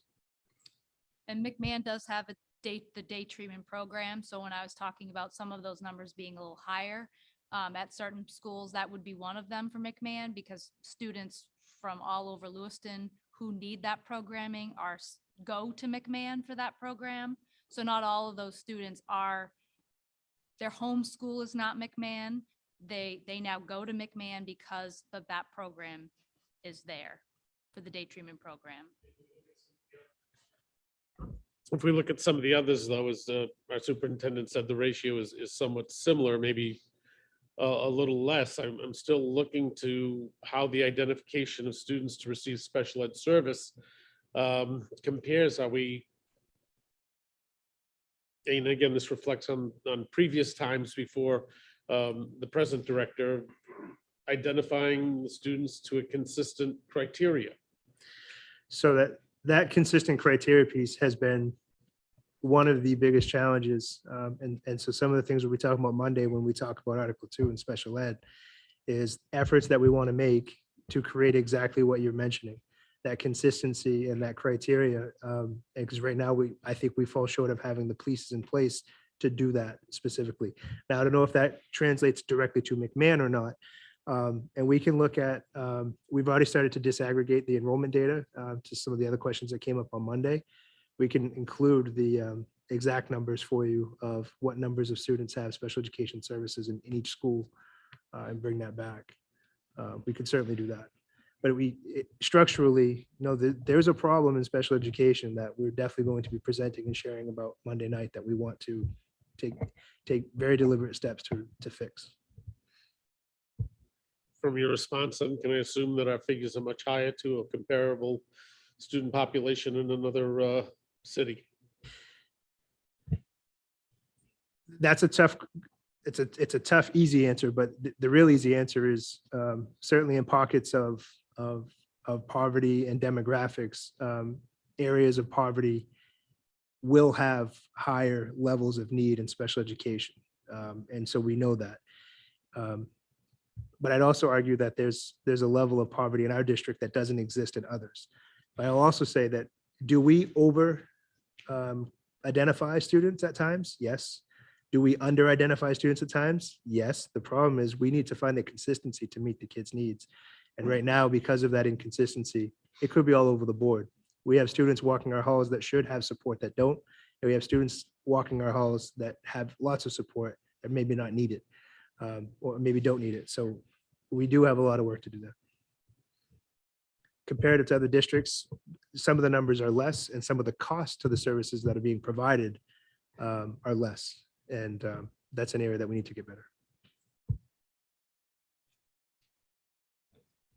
Ms. Whitlow? I just wanted to piggyback off of Paul. A couple weeks ago, I had got some numbers from Karen just to kind of see where our numbers were total, not per school or anything, for special education versus ELL. I think our percentage was approximately 20% of our students were special ed and approximately between 24 and 25% were ELL. That's the numbers that I got from Karen. Ms. Scott? Thank you. I'd like to go back to the ELL. Do we, and just ask basic questions, are we adding any new ELL teachers and where? Like numbers, do we know the number? And the reason, because the numbers are, I mean, they're up in every spot. And I understand what you had said, but like when I look at the high school, I see on 177, line 177, 160,572 there. But then we've also got that large stipend thing that you talked about on 3 lines down. That seems significant. But then when I go to the actual administration for ELL, there seems to be a decrease. And if I recall last year during budget season, I think Hillary presented about ELL and the need for some of the stuff. So how are you getting all this work done? I'm curious, I'm concerned, and I would just like it to be, if we could have basics, like, are there more ELL students? Do we need them because of the DOJ, the teachers, I mean, and what exactly that is and what exact schools they're at? All right, so without getting lost in the weeds, our ELL numbers are not up substantially. We started to look at some work and it's preliminary. I just want to make sure I disaggregate it because it's so much of our numbers are, it's the whole, and it doesn't, I think you asked a question around of our enrollment shift, has that number changed? It really has not changed a ton. We're not seeing a massive influx of new numbers. We don't know if we will, it's always possible. But we were at, I want to bring this back to you in a confirmed vetted way, but in just looking at it roughly, we were at about 40 students, which for a district of our size is not a massive influx that we can't handle. We do not have new ELL positions in this article that you're looking at. But what we do have is last year when we had to add, we estimated, I'm pulling this number from a year ago, but I think it was $1.6 million in positions that we needed to put in to meet the criteria of the DOJ. So that was a real number last year. That real number last year was us projecting using that middle of the road number. None of people were hired for those positions that we needed in our budget that were approved. Now we've hired them. And so now we have those actuals. So a big increase that you see is going from that middle of the road number to who took insurance, who didn't, what's their experience, what did they get hired at, what they didn't. And that's where you see your really big jumps. There's also some corrections too that I think Bill can mention that you might pick up on. So specifically to 177, we do have identified that there's a position in there for some reason, and the name appears on like our side in Munis, somehow got put in there, and it should be in our high school guidance, which will be going to in Article 5. So that's why that does have a bigger increase on that 177. So. And just to, again, more background without. Correct. Correct. I It'll go didn't to a hear you. different article. Go to a Yes, different it'll end up place. elsewhere. But Member Scott, so just to give you a little more history, years ago when we had an influx of students in our community, positions were put in and they were entered into an ELL budget. And I don't know why.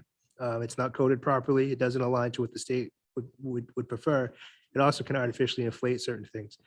But for example, this goes back many years. When I went to the middle school as an assistant principal in, I don't know, 2014 or 13, whatever it was, my code as an assistant principal was an assistant principal in the ELL budget.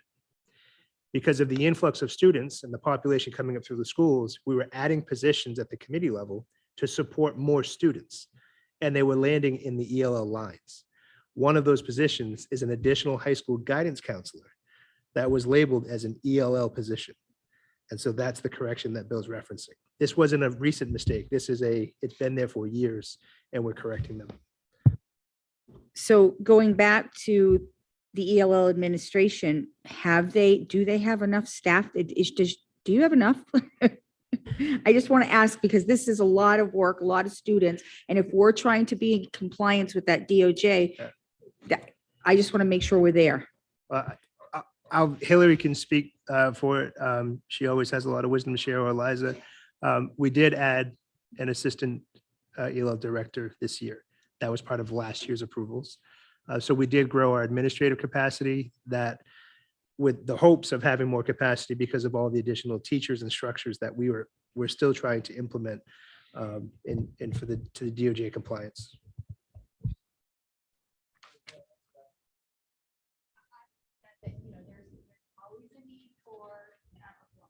Yeah, if you don't mind, because they can't hear you because that refrigerator makes more noise than people can tell on camera.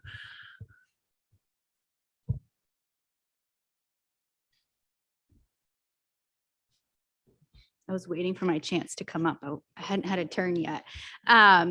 So do I think that if we could fill the position, we could absolutely benefit from an additional administrator, whether that's at the district level or thinking about how do we get some administration support at schools so that they can directly support teachers with parent meetings.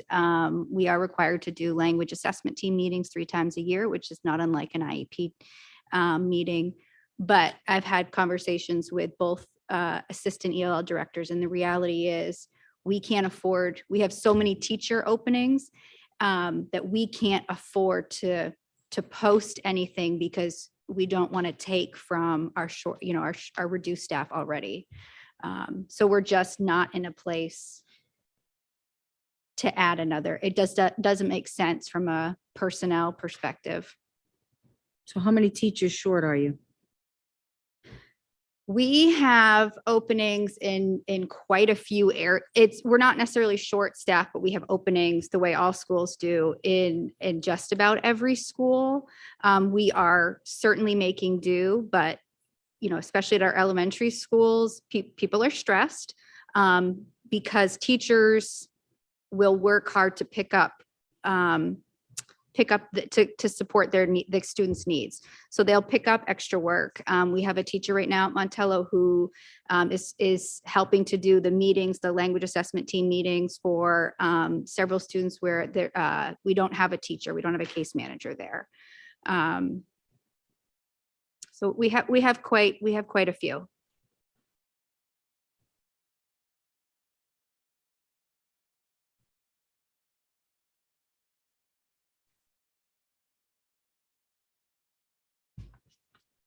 Other thoughts or Thank you, questions Hillary. around Article 1? Yeah, thank you, Hillary.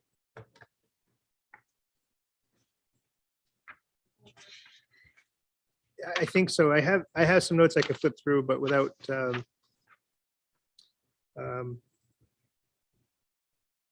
Ms. Bowden. Good.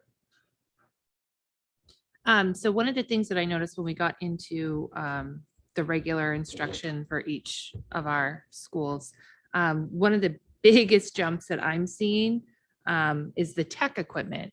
So I'm just wondering what that is. Is that security cameras? Is that, I mean, we already have laptops for all of the children, right? I'm Right. just curious what that is. So a few big talking points to that. And when we started this budget process, we talked about things not being mutually exclusive. So you see in some of this Article 1, some jumps, and then further down, you'll see some significant reductions. And we also have other kind of compounding factors. One is we put a lot of things into ESERF, and we're still trying to find ways to get that back. Another piece is these numbers are Mr. Terrier's projection, and Dave, feel free to jump in if you want. Mr. Terrier's projections on what does it take to maintain that one-to-one status.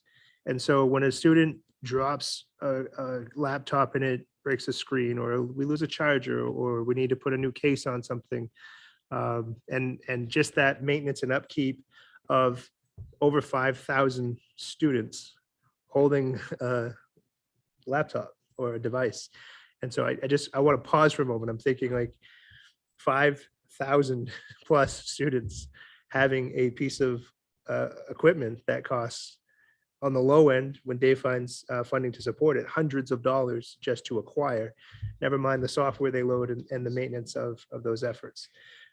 So what you're seeing for tech equipment in these increases, a lot of it is, again, what it takes to maintain the one-to-one, which is every student having access to a device. Two is there are reductions elsewhere that they counter some, and we can probably just jump to some of that so you can see it.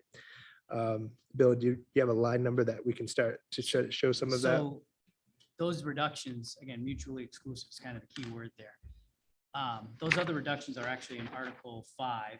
So that's when we'll see those in student support. But if you looked at Dave's and our technologies budget line, like if you were to pull them all out,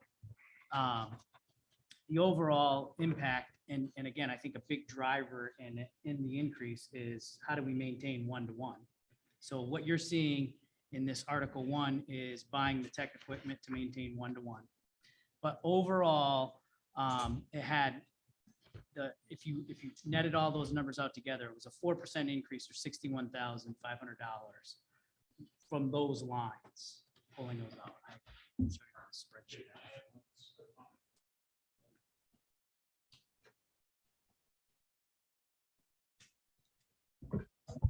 It was a few years back when the state basically turned to us as far as how things were budgeted out. And they asked that all technology that was directed to one-to-one instruction be in Article 1 instead of Article 5. So suddenly I got some Article 1 lines that I had to put that technology into. Last year, those lines were reduced in order to make the budget work, reduced down to $4,000 a piece, which when you think about it, just from straight face test, try to support a one-to-one technology program with $4,000 per school. So what's happening here is you're seeing some of that coming back into the budget now because of the fact that we put a lot into ESSER last year. And so that came back into Article 1, but as Bill just mentioned, when we get to Article 5, I made reductions in Article 5 to keep the tech budget more in line with what was needed. So that's where you're going to see the give and take. Ms. Hurd, you had a question? I did. So I had a long flight, so I had a lot of time to look through this budget. And I'm just wondering, not that there's an increase or anything, but just an explanation of the description on like 530 contracted services. Again, not that there's an increase, but some of the line items are very large amounts, and I just didn't know what those were for.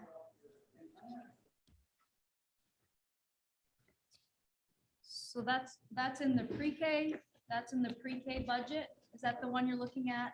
Yeah, and again, it's not that there's like an increase or anything, but for like 530, that's for what, Connors? So, I mean, it's a pretty large number.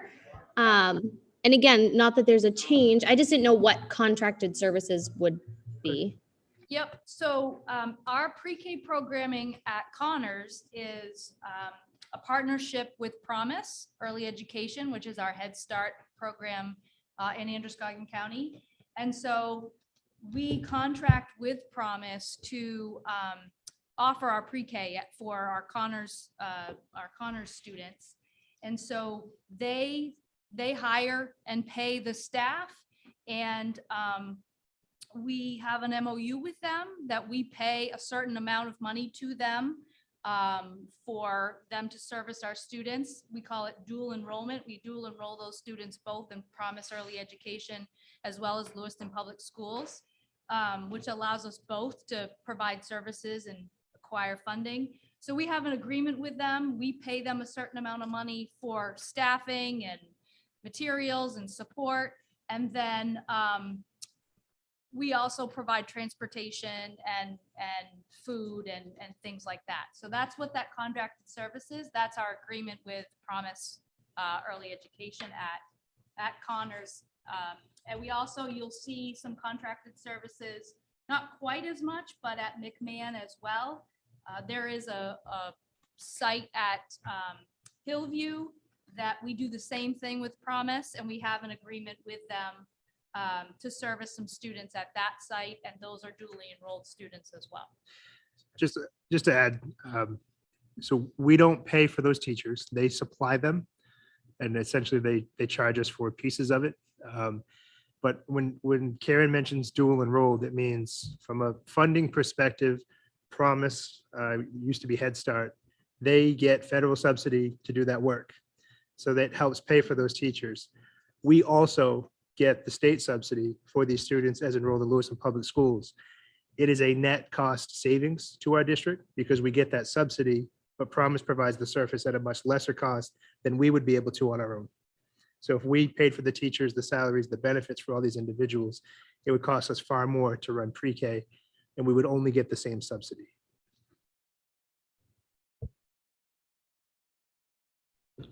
Did you have anything else, Megan? Nope, that was all. Thank you. Thank you. Ms. Scott?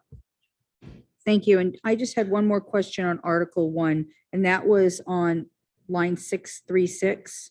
The Longley High School teacher, that's a significant increase too. Did we add staff there? So those are those additional next step teachers and ed tech. And also want to make a note for you to see that in line 623,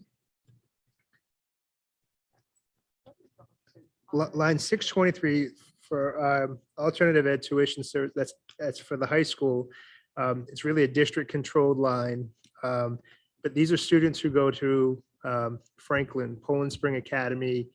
This is like that high school version of a pathway for kids. I wouldn't call it like a special purpose outplacement as much as we have to pay them for our kids to go there. And so that's what that tuition line is. Well, over the years, what we've been doing, and you can see a reduction, if you go back to the 21-22 budget, it says 293. We did some research in there. I can tell you that number was 293 in actuality for a number of years. When I was a high school principal, we worked off of that budget line. Then going back a few years, some of the money to start up the Impact Academy was pulled out of those lines specifically. And that was deliberate. Everybody, well, at least I was familiar with that happening because it reduced the amount of money we were paying other schools to host our students while we created pathways at home. And so that shift and that transition, you can see a reduction of $100,000 in that line, which looks nice. But in my book, I drew an arrow and dropped it straight down because that money goes directly into Nextstep. And that's part of that effort with that collaborative based process, working with Tree Street, working with some of their staff, some of their programming. So that's one of those items. I told you I don't do smoke and mirrors. I want to draw that line for you. And that funding came out of money that we'd otherwise spend to send kids elsewhere. They're at home now. And all of those enrollments are subsidy that comes directly to us. And again, there's a cost benefit ratio of those students, or not all of those students, but many of those students who would otherwise no longer be enrolled at Lewiston High School would not be enrollments for us. And no subsidy. Mr. Gopala. Thank you. I am familiar with Franklin Alternative School in Auburn. Can you tell me why we're sending students to Poland Spring Academy or Franklin? What do they offer that we don't offer? Well, some of it's just sheer capacity. As we've transitioned and made this effort at home, I guess I would make note that I feel like this is the first year that Nextstep has had legitimate momentum and support, I think, from last year's committee, working through things. I mean, if you recall, as Member Whitlow mentioned, there was a significant effort to discontinue that work that I think we've gotten things back to where, at least where I would like to see them going. But there's a capacity concern, and there's also, we've had some students that have been going to, say, Poland Spring for a few years now, and they've been highly successful there. The tuition is not overly costly per student, and it helps them to continue on that pathway, and looking at the other models we have may not be right for them. So instead of pulling them from that space, we're trying to continue that so they can age out. We have gotten more, I shouldn't say age out, they can continue their pathway. We have gotten more restrictive on sending students to these other places because we have more programming in-house. But I still think we have to grow that momentum. So there'll be some crossover for a while. Other things that land in that contracted tuition services, we work with Wayfinder. We have some students that are going through starting their families and need a different program. And so that helps support new families with that work. And by new families, I mean students who are pregnant or with someone who is due to give birth. And so that is a very supportive program for people who are in that level of need. I'm trying to think of what else comes out of that line. So I don't know if I answered your question, but there's still that pathway for students that as we matriculate over time, I'd like to think that those resources don't go out. They continue to come back and stay here.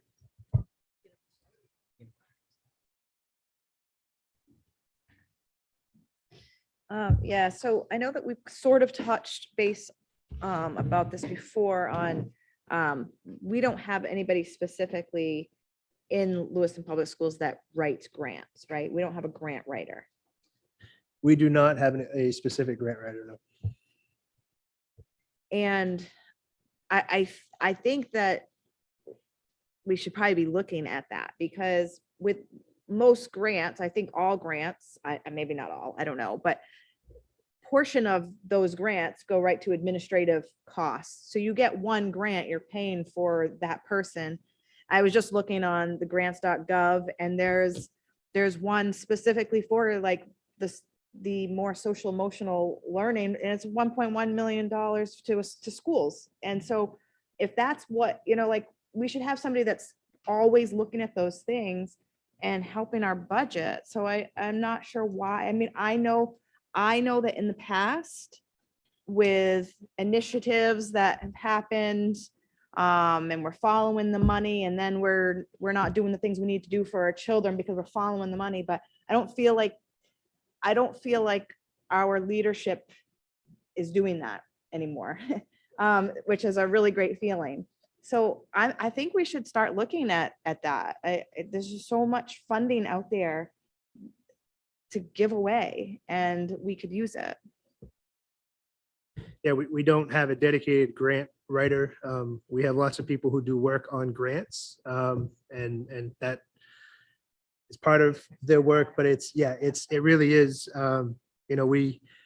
Bill and I were just talking recently about some of the water mitigation funds that are available, and we're trying to carve out how we're going to find time to put that together and apply for grants for those efforts. And while we're still waiting for the secondary test results to come in full, I mean, we want to be prepared for whatever that delivers. And so Bill and I will get together on a Saturday and Zoom and try to write something. Well, and that's the thing. And there's such a time restriction for these grants that if you don't have somebody on it, you're going to miss that opportunity. And I just don't know how, as administrators, you guys have that capacity to do that. Paul? Just as a reminder, Jake, you had told us that some of these grants have implications when they end. And They do have implications when they end, but I think to remember Whitlow's point, we're not chasing those kinds of things when we do our current grant work. There'll always be some stipulations. I think of like 21st century, we have to contribute to the busing, but overall what that provides to our students, that's a cost savings.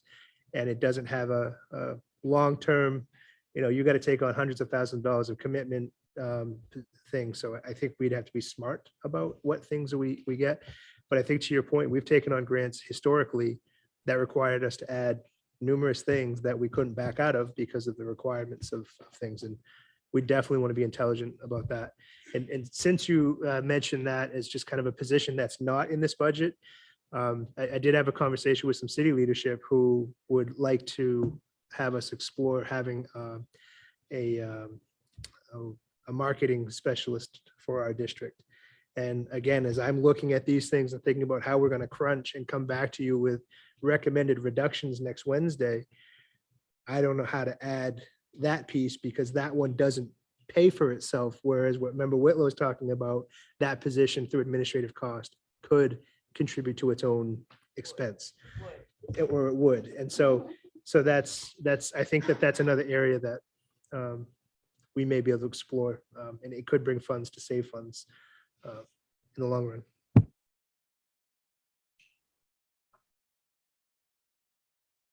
So a marketing specialist, what? So that we can look good in the Sun Journal? I'm not understanding. I can see, let me say this.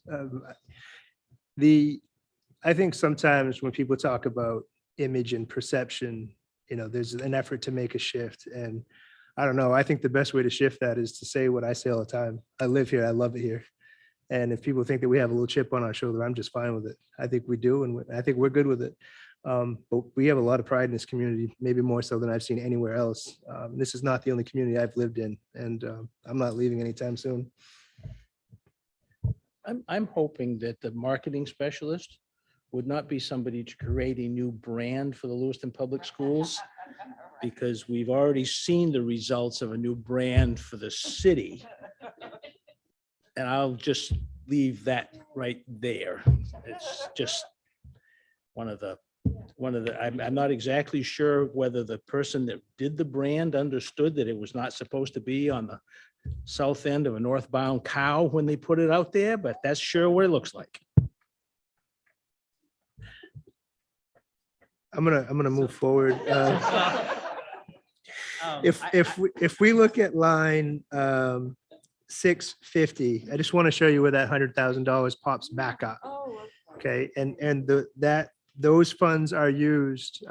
So right now we have, I continue to work with Julie on a regular basis, as does the Nextstep design team. But Oren, who works with Nextstep, he's an integral part of everything that they do. He's not our employee.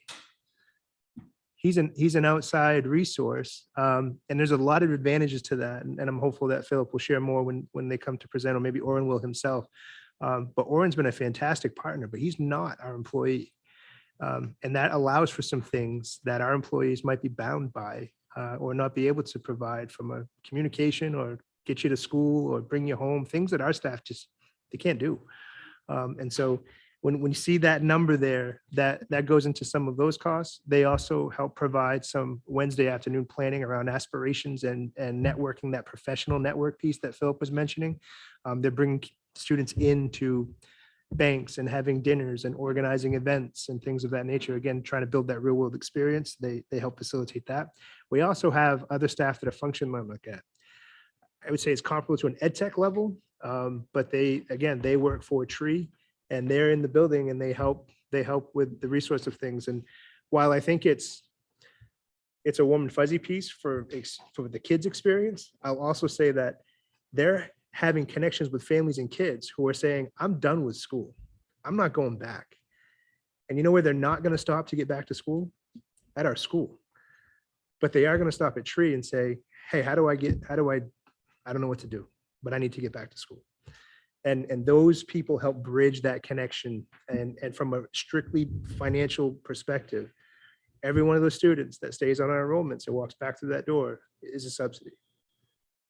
And while we talk about the state meeting that 55% threshold and the level of need that our students have in all of our programs, special ed, ELL, what have you, the state contributes 79% of our budget. 79%. I might be off by a digit or two, but it's right around there. So we're not flying in at 55 and asking our community for the rest. The state is really supporting the effort, and it's a big lift. So I didn't want that to go unsaid.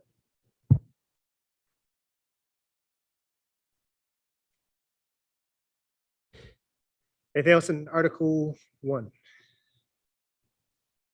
Anybody else want to? No? Okay. They're having too much fun back there. I just want to point out one line. I'm surprised you guys didn't see it, but 270.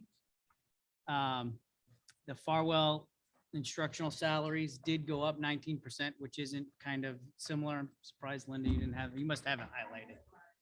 That's because unified arts positions were moved into that, right? They were split up amongst other schools. And so those were in there and they're just correctly in there now. And that also obviously had an impact on the benefits as well. So it's not new positions, it's just coded correctly there.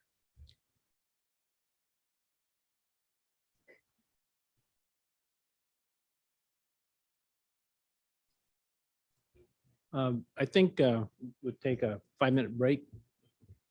Dave would take a 5-minute recess.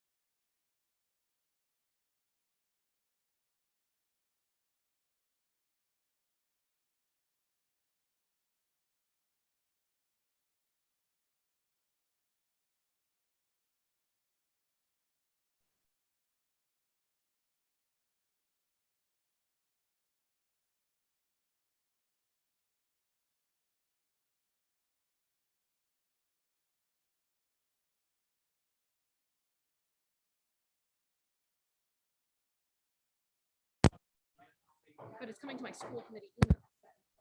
And I've never replied to it. We'll go back.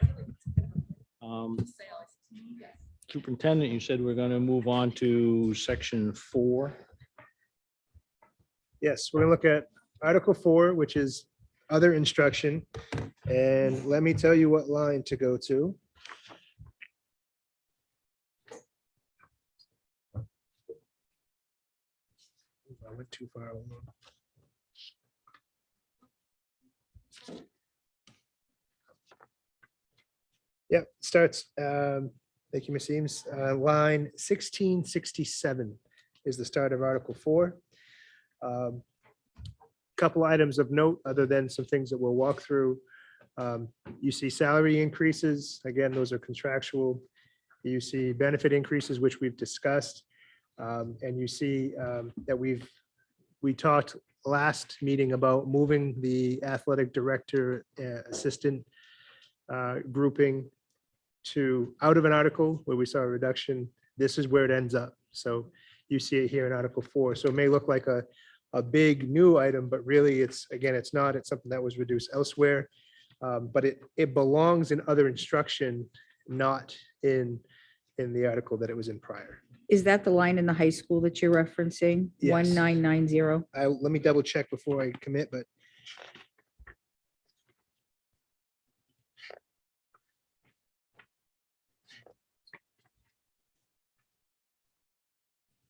yeah, it is. Hold on. Yeah, 1990, and then it is also on 2015, excuse me. 2015, the next page at the start. But the 1990, because you mentioned it, because I have some notes here. Maybe it's 1991, the salaries for support staff. We came to realize that there was an unbudgeted item that actually compensates people to stay for detention after hours. And so that actually lands in that particular line. So $10,000 of that. Yeah, yep. And we had used the wrong object code, so that's a correction. And then you have, again, the trainer position. And then as Bill mentioned, 2015 is the athletic director. So those items are not insignificant, but they are moves from being in the wrong place to being put in the right place. Did that include the assistant? Yes, the assistant's up in that 1990 is the assistant. And then the director is down in 2015. And it's salary, benefits, and all of those other components. Yep. And a shift from that with the assistant, again, it'd be like last year, we projected a number middle of the road with benefits, and now we have the actuals, and that's why you see that more detailed number. That's what that person earns and has for benefits. Okay, what else in Article 4? We see a change in line 1948 for athletic stipends.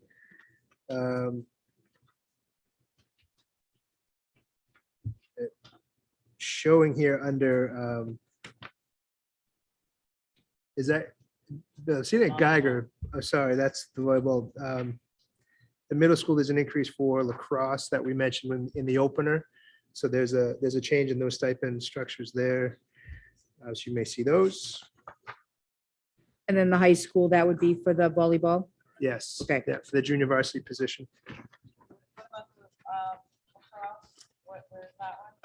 Middle school. Is it middle school? Let's see. Yeah, 1958. Yep, athletic stipends, LMS, that 1885 increase.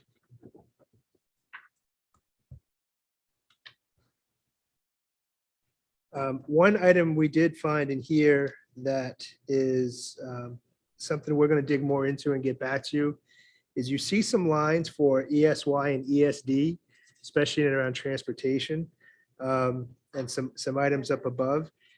Yes, that extended school year, extended school day, day being individual days and year being over the summer. Those are items that we're verifying, but were moved to ESER. So they carried forward in this particular spreadsheet, but we're going to verify that they should be in here. Although one could argue, because much of this was for supplies, maybe it should stay so that we are not trying to build from no building blocks. But I will also note that these are items that, if ESERFable is the right term, but they could be paid for with ESER funds. But again, those sunset. Allowable. Allowable. I like ESERFable. If I go back to 1678. 1678 and the transportation down at 1790s. So 1678. You see 11,000. And then there's a bunch of blanks. So these were, again, part of the budget process last year and on I guess the directive from the votes of the committee and the work we were doing, those should have been zeroed for the current year budget.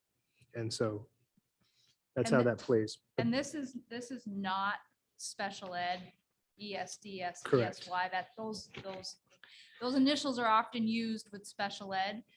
This is for general ed, summer programming and extended school day programs. So Article 2 will have that special ed piece for ESD, ESY. Right. But we use the same, for coding for the state, we have to use the same initials.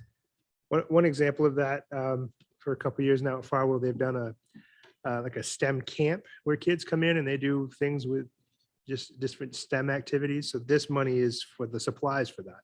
So when kids build rockets or windmills, or I don't know, they've done a number of pretty neat projects in that group. Ms. Bowden? Thank you. I have a question under the high school athletics. Yep. And you may have already explained this. This might just be because it was moved here, but with the benefits and the workers' comp and insurance, I'm just seeing all of this, like, we haven't had it in the budget before, and now we're proposing this money this year. So like line 1995 and line 2000 and line 2003, I'm sorry, not 2003, 2005. I'm just seeing these numbers here for this year only. I'm just curious as to why. Was it just miscategorized and you moved it so it would be correct? They go with the assistant. Okay. Good question. All right. Thank So you. the question was around benefits for the professional coordinators and also workman's comp for that same professional coordinator. And those are all connected to the assistant director that was in last year's budget, but now we have actuals. So they look new, but they're really not new. They were pulled from that other article. Ms. Parks? It's a good question because it doesn't align well with. Student transport purchased. There's several of those. Well, there's one on 1985. 2024.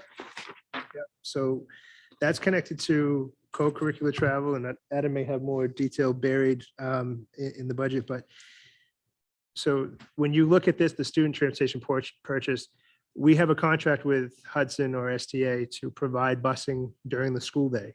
When we do field trips, when we do transportation for competitions, whether it's the debate team or music festivals, those kinds of opportunities, we budget for them and have to pay for them.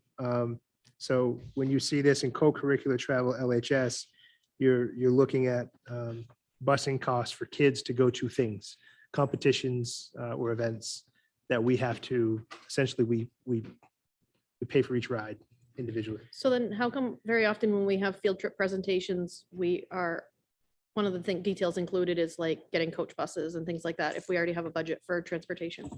Because we don't have enough of a transportation budget to pay for all those things, yeah. And some of those nicer trips, when we talk about the coach buses and things like that, they're longer trips, but also for many years, we've had support from the Gorman Foundation and some others that are specific to like going to UMO, going to Boston to visit colleges and different universities. And so those trips are grant funded. You can call me difficult, but I wouldn't send kids on a coach bus unless they've raised the money or there's a grant behind it. That yellow bus might be uncomfortable, but you throw 50 kids on it, they'll figure it out.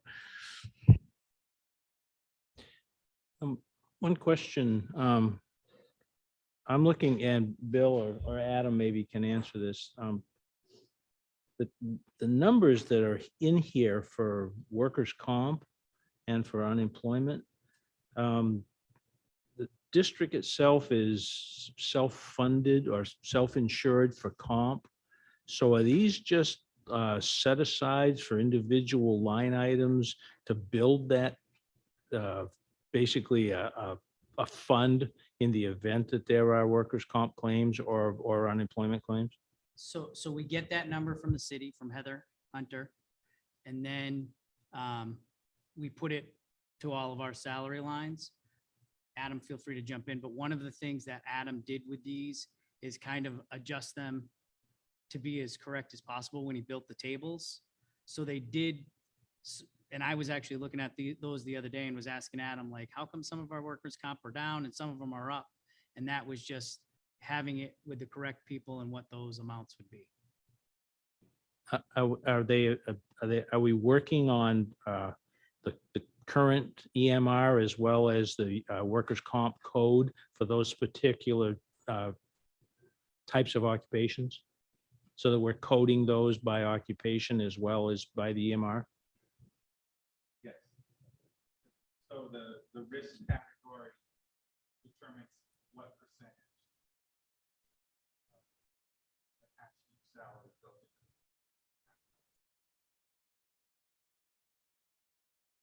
into. So the question really around workers' comp, just because so Megan and others can hear, Adam aligned the tables using the numbers that we received from the city, and that's connected to risk categories. Some of this is, we get into the actuals component, because I asked the very same question when we started flipping through this. Some of it is that actuals and that projection. And what I think I saw, this is my reflection, in past years, we saw more of a kind of a flat rate number. And Adam went to another layer of detail to be more accurate. And so we think that will play out with better numbers. And that's why you see some places up, some places down. It's what position, what people were doing instead of a flat number. It's as Bruce mentioned, it's connected to different categories and risk assessment. It was interesting to me that the last article we went through last time, it seemed like most of them were down. Today, these articles, it seems most of them are up. So teachers are in more danger. They're in more peril or something. This year, it's just interesting that the staff is less imperiled and the teachers are more so, it seems And like. that goes with the tables that Adam built to then put in our salaries. It just gave a more accurate calculation for each different category of employee. So it's a very similar question that I was asking just the other day. But I don't know about more risk as much as there's more compensation. So you have more risk in the compensation should they be out of work. So, right, the level of salary plays into the level of workman's compensation. Thank you. That's a good clarification. Right, the rate, correct me if I'm wrong, it's based on so many dollars per $100 of salary. So when you have a much bigger group, they would be bigger anyway, just even though the rate might be lower, there's such a huge disparity in the amount of salary that's associated with it. And these rates are very low by comparison to what's out in the general marketplace. So, I mean, we have some rates, unfortunately, we have some rates because of the risk in our company. They're as much as $6 or $7 100. These are probably more like 50, 60 cents.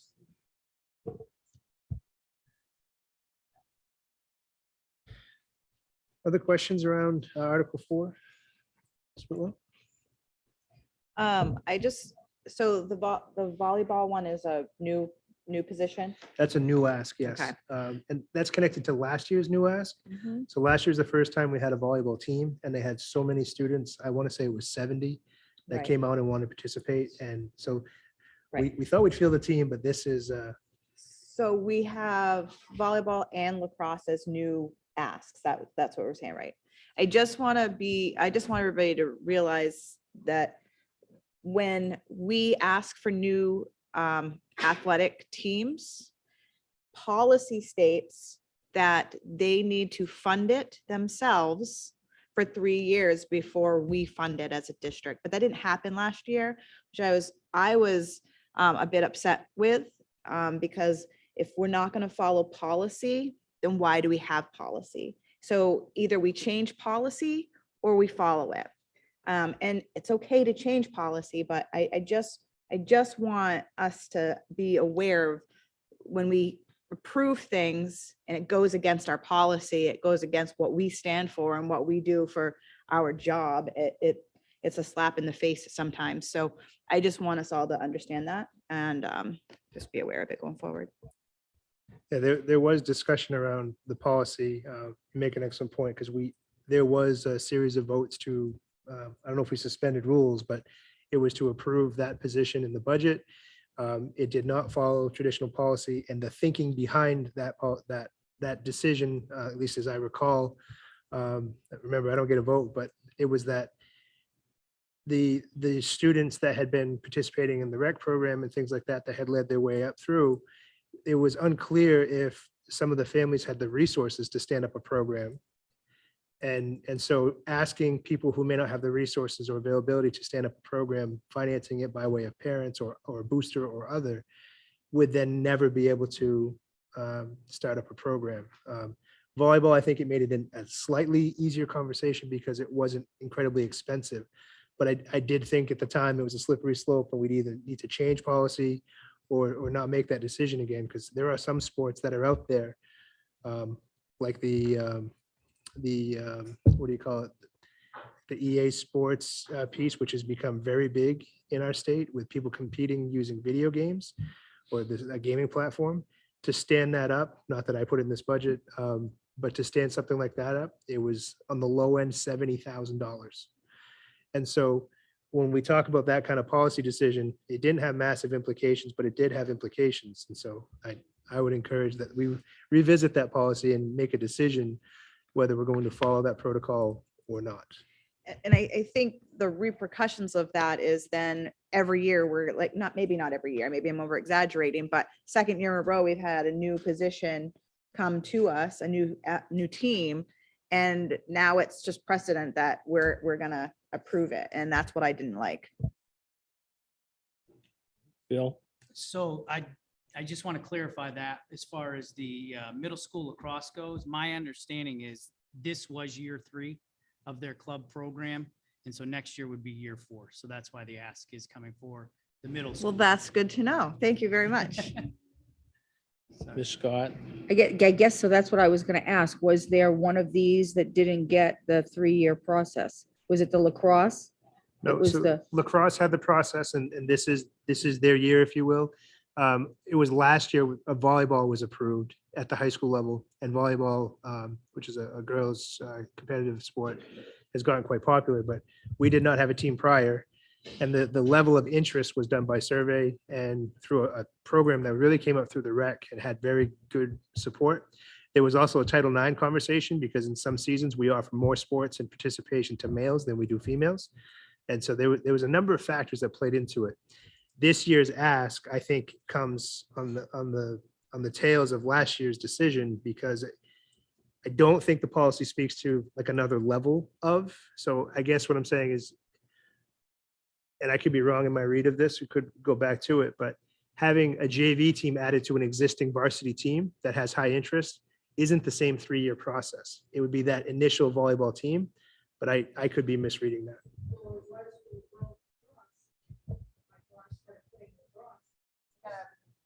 Sorry. So when my oldest daughter started playing lacrosse at the middle school several years ago, because she graduated in 2011, we had to go through the process for both JV and varsity. When we went to the high school, there was a whole process there, and we had to do the boosters and raise the money. So just For both teams at the high school level? yeah, for Really? varsity and because there hadn't been any girls lacrosse yet. She was one of the first, I think, back then. So, but we had to go through the process once at the middle school and then when she came to high school again. Yeah, I can see the different levels, middle and high, but I'm Right. curious about varsity and JV. Equity wasn't a thing then. Now it is. We received a I'm curious, though. presentation a few years ago, and I believe it was middle school students, girls, that came to us and asked something, and we had to tell them that they had to go through the 3-year process, but I can't remember what team that was. I think that's this. That was this? Okay. I don't remember.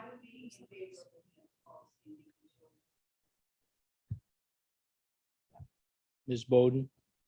So I'm just curious, when you approved volleyball last year, I mean, this is at a high school level, a varsity level. Why was there not a JV included in this the first time around? Why did you only approve varsity? That's kind of bizarre, I guess. Yeah, and maybe that's where I'm getting stuck in my head. So I know in just talking with the athletic director, it started to build out as, let's see what the interest actually is to compete at the high school level and go from there. Students can express interest, but when it comes to signups and what sports might they play and all of that, especially in the mix of COVID, I think that they want to run it for a year. But I'm kind of operating off of the mindset. I think you're sharing that, and I think it's worth looking at the policy. I don't have it in front of me, but my mindset is when you approve that sport at the high school level, in my mind anyway, not in policy, I got to check. It feels like you're approving potentially freshman, JV, and varsity based on student need or demand, I should say. But we also have year-to-year programs that we don't run. Like there's sometimes that there's not a JV team. That doesn't come by way of the board. That comes by way of level of participation. So sometimes there's no freshman team, and we push kids up or things of that nature. So It fluctuates. with a JV volleyball team, what sort of cost is needed other than uniforms, out of curiosity? And do they have a boosters set up for volleyball so that they could raise at least half of the money? Because I know for girls basketball, we have to raise at least half the money to get uniforms, even though we're more than due. Yeah. So I just think that would be fair, making sure that they have parents on board running a boosters program and earning money for something like this. Where the program already exists, like there should already be a JV program. I'm just confused by the amount. Yeah, I can give a policy a read before we come back to our next meeting to see what at least my interpretation is and make sure it's with the latest language. And if I'm just looking at the ask that came in through the budget, it was for another volleyball coach, JV coach, a volleyball JV coach. When we approved it last year, we approved what Fuller had asked for. So I don't know, there must have been a reason he asked for what he asked for, and we approved what he asked for. It's not what he asked for. The ask this year was around that because there was so much interest and there was, I don't remember the number, 30 athletes and only one coach. So it's asking for another coach. Ms. Hurd, did you have any questions on this article at this point? I do not. Thank you. Ms. Whitlow? Last year, was there a formal process where we actually approved volleyball, or did we just approve this stipend in the budget, or I'm not really sure what we did. Yeah, it was a grouped cost that had a coach, it had equipment, and I think uniforms, maybe a little bit for travel. So it was it was what it would cost to put a team on the court and compete in our conference.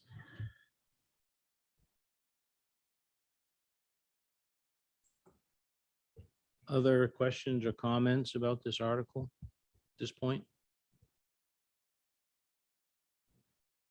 So I'll check on policy and I'll look to clarify. I want to make sure I said JV position. I don't know if it's JV or second coach, but we can certainly get more information and clarify that. So looking up at our next article, we have student and staff support in Article 5, which starts line 2028. And again, you have salary benefit increases. The instructional specialists that are they were not in the FY21 document. So this is one of those zoom out, want to be thoughtful with how I explain this. When new funding became available in July, School committee voted to allocate that funding for efforts that they could not put in the FY22 budget earlier in the season. Should be in the FY22 document due to transitions. It was not in there, so we want to be careful that that looks new, but it's not a new cost. Certainly it goes to the bottom line, but it's not those aren't new items. Those are in effect and operating. We have a spot where we'll share 504 additions. This is really connected to the special ed work, but because of the article rules, it lands here. But 504 is kind of operates somewhat parallel to special education.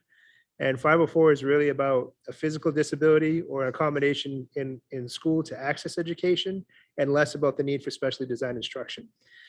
So what we found in 504 is we have hundreds and hundreds of them in our community. And those are usually pretty straightforward things, but we're finding that it's being put upon school counselors, being put upon special ed supervisors, and it's very inconsistent place to place. So imagine every school counselor running a 504 meeting in our district, 20 different people running a meeting a different way in a different space, and not necessarily having all the skills they need to do this.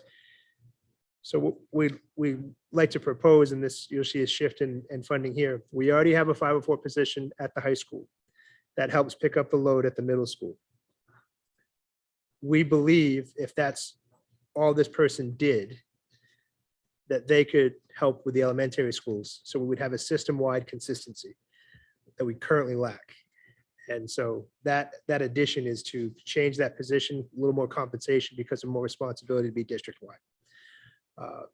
You'll also see some certification system support. Some of this is mandate and some of it is the work that we do.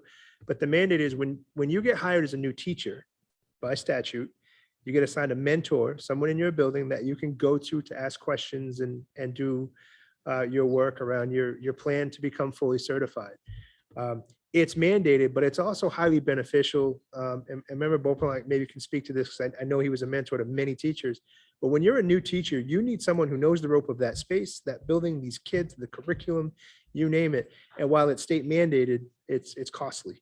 And it's a 2-year cycle now, used to be 3. But the folks who help mentor you get a stipend as part of the process, which is both contractual and state language.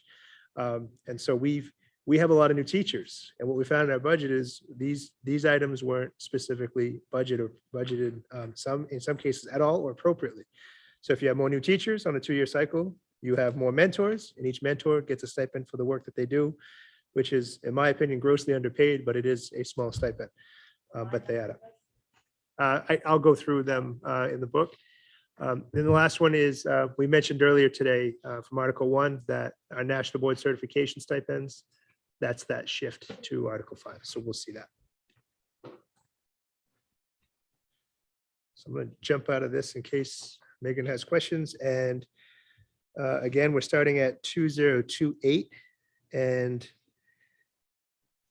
yeah, go ahead. I have a question on 2047. I don't understand why Farwell seems not to have any guidance. There must be an answer. There is one. Okay, go ahead. So that was an Article 1, that was something from Article 1 coming into being placed in the correct article. Yeah.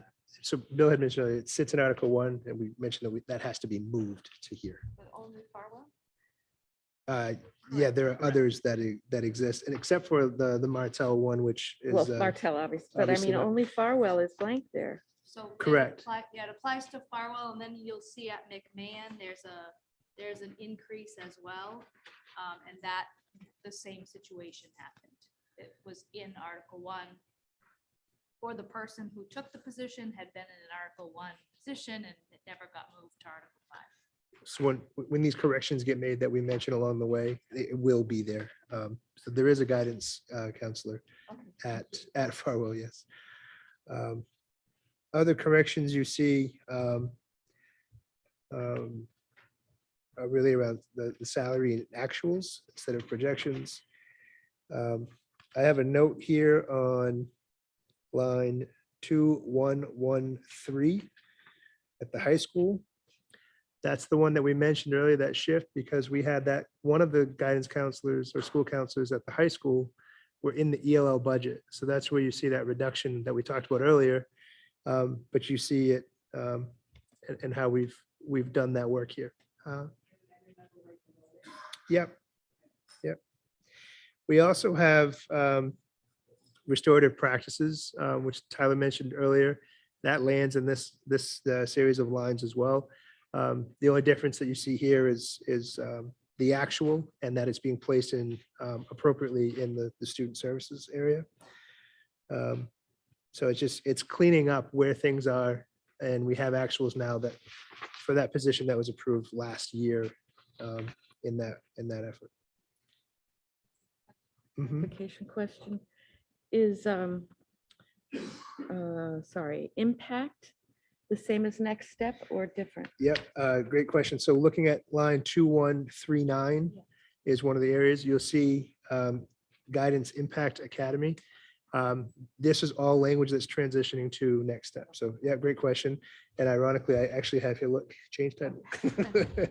And I do want to note that the current guidance school counselor position at Next Step is vacant. So there's a note on that also. Yep. So on there, it's labeled as teacher guidance library nurse.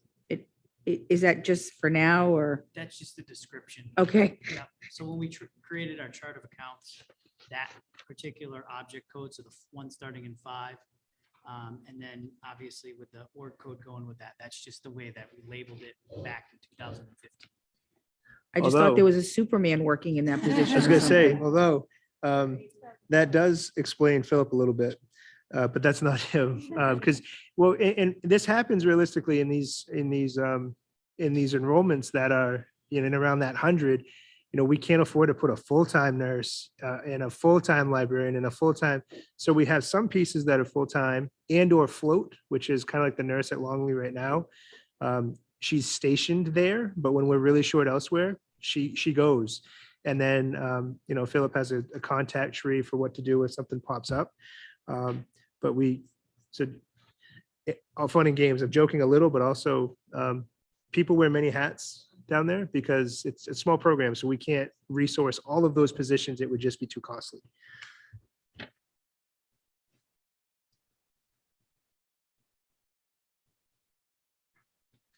I made a note, I guess the line's not real specific, but about workers' comp and the actuals. And that workers' comp this year, because of the calculations that were given, is up holistically about $100,000. And so I want to be clear that actually Member Eames pointed out that some of these are up, some of these are down in different places, but overall workman's comp from a calculation perspective is up $100,000 from last year to this year, which again is one of those when we talk about insurance and salary scales and collective bargaining agreement constraints, we don't have control over that number other than to try to make sure we continue to be a low risk place because of our work and our comp claims. Just to put that in perspective, if you want to think about it on a per $100 salary basis, just the certified teachers will run somewhere in the neighborhood of $28 to $29 million a year. So if it's up $100,000, that's really just pennies on that account. I mean, yes, it's $100,000, but it's based on a much larger number. And that's across the board. That doesn't include any of the other support staff. So you're probably talking, I don't know, Adam, what's the total salary line? Is probably 50 million or more? Yeah. It's just about 50 million. Salary line, I believe, is half of our budget. I had a line marked that I just wanted to ask about. Yeah. It's towards the end of this section. So it is line 2693.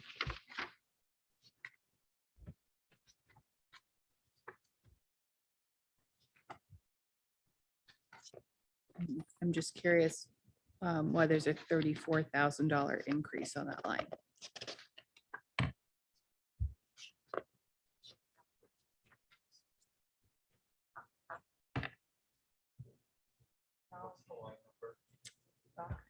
2693, 2693. technology, hardware and software.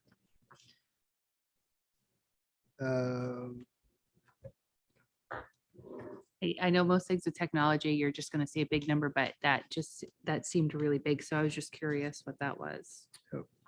Thank you.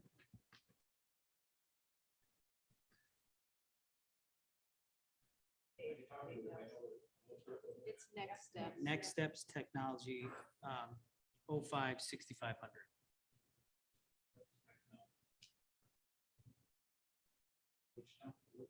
Oh, 05, 6500.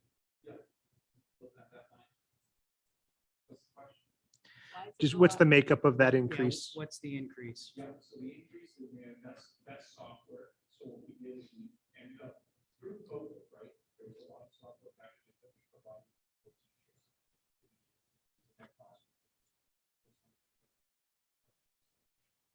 This year, when we went back in, Karen and I met, we talked about software pieces that we felt teachers needed. Next step didn't have those software pieces. Now this year, they're coming to play. Some stuff is specified, but now it's coming back into place of some of those pieces, like other schools have. So just to drill a little deeper, is this like Power School and like, I want to back up a step. Some of what happens when we start a new program like Next Step, you see old lines that need to be changed from Impact Academy to Next Step. You have the along the school reference, but you also have, even back when I was a principal of the high school, we were taking things out of the high school to help stand that program up. So when they needed paper, they called the high school because it's a high school program. It didn't have its own cost center. And so we're trying to establish that. So there's some transition here. I know they use software for their makerspace that has licensing to it. Also software for the student use and teacher use. So it kind of adds up in a hurry. If you look up above, obviously a much bigger facility at the high school in line 2682. That's 140,000. So I don't know if there are other things that we should be mentioning to make that up. That's that 90,000.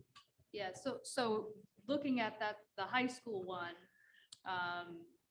it's been, that line had been reduced. And so some of that, so you'll see like that 19,000, almost 20,000 was added to Next Step because we were charging it to the high school line because they didn't have that line in their budget last year or the year before necessarily. So we were charging it to the, Dave was charging it to the high school, just like paper and those types of things.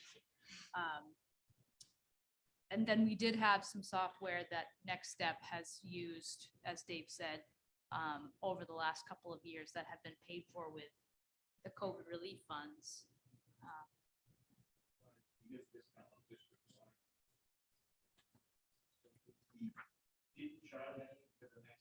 Next step line. Backfill that back into 7 schools. 8 schools. So it would be the same cost as well. I think it's a good question too, because I'm actually looking at this more and Bill had to walk me through this today about 3 times. Really getting into that mutually exclusive things or things that are not mutually exclusive. So if we look just below that line, we see last year there was, this year there's 8,800 of the zero change, but then the second line down, there's a $31,700 reduction. And so some of this is just where changes in classification. So you have that 31,700 reduction, but 2 lines above, you have that $34,000 increase. So it's about that move in part, not all of it, but in part. I had made some notes on that I didn't want to miss. Line 2288. So kind of going back a few pages here. While you're flipping to that, just to get back to Bruce's question. Yeah. $52 million is what salary is. And then workers' comp is 1.3%.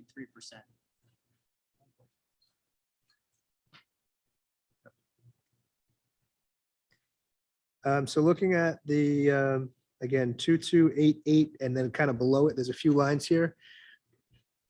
I had to dig into this a bit. So we have the store next door salary position. But the work that Jamie does not just service high school students. It also services students that are younger. And because of the coding rules and articles and also by age, you'll see portions of salary for her and one of the ed techs that I work with the store next door in one code and half in another. And it's about the age separation. So in this section, you have half of that salary and benefits, and you also have one store next door ed tech. The second store next door ed tech, because they have two, is in eSurf funds. And so that I just wanted to make sure that you're aware that, and this is also built around actuals, because when we first projected those, it was those flat rates, and now we have the detail. So I don't know if you want to I add to that just want to section. add that 2289, the 504 coordinator position Oh, that yes, Jake talked 504. about is really the bulk of that $89,000 increase.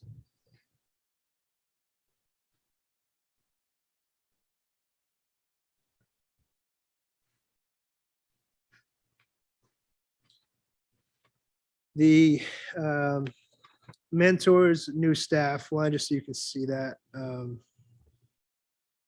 is 2357. And it's listed as professional development stipends. So this particular line is at Farwell, but that's that kind of high percentage shift you see in each of the schools in that professional development stipends. At 2357, yes. So you see that 315% increase. That is that mentor fee that goes out to staff, and also connected to our PD for the Department of Justice work. 2323. I do. Those are the FY22 positions that were not in the budget.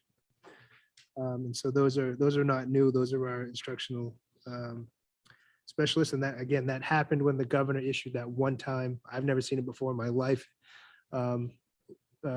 Revenue to local communities. And the other one below it, 2321, is our data person. And that's a move here to split it, excuse me, to move it from what is currently split in title funds in Title I and Title II. So that is a move into the general fund. So if I can have just a little more clarity on that. So 2320, what exactly are those positions again? I'm sorry. Those are our instructional specialists that are Karen, go ahead.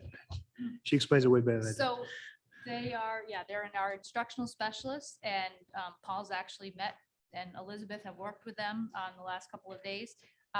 They work out of the curriculum office, and they work on standards. They work with our instructional coaches. They work with our curriculum. They provide PD. They plan PD. They're an extension of what Sue and I do every day.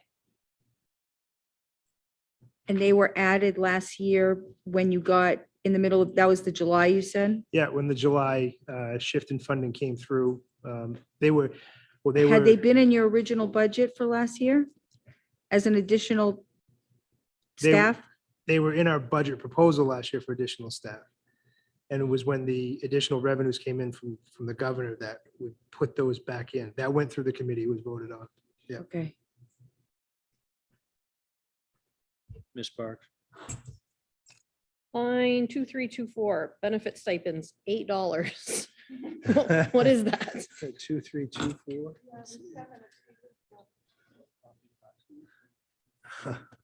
2324. Yeah, there was a $5 one somewhere too. Cup of coffee. No. I have. Probably Medicare on each stipend. Yeah. It is actually says benefit stipend. So it's Medicare on a stipend likely.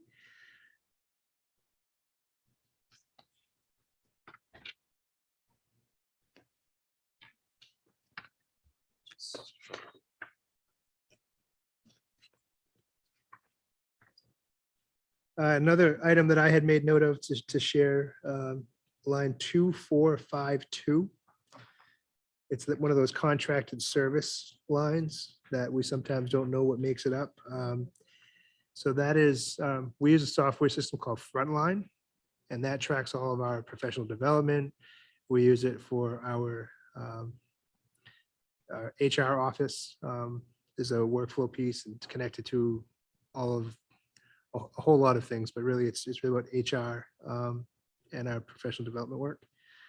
We've been paying for that using eSurf funds, and so that's a put back. I think if we didn't have that, our human resources department might be very upset with us. But I did want to share that's what that is.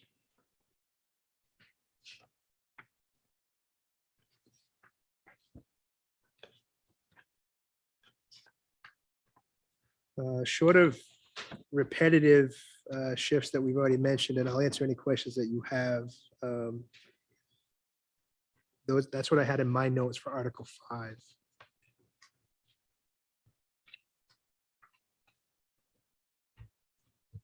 Yeah.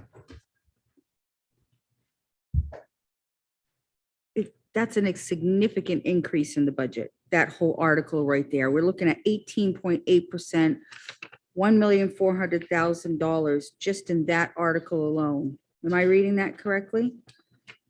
In part, because some of it was a correction from things that were approved for this current fiscal year.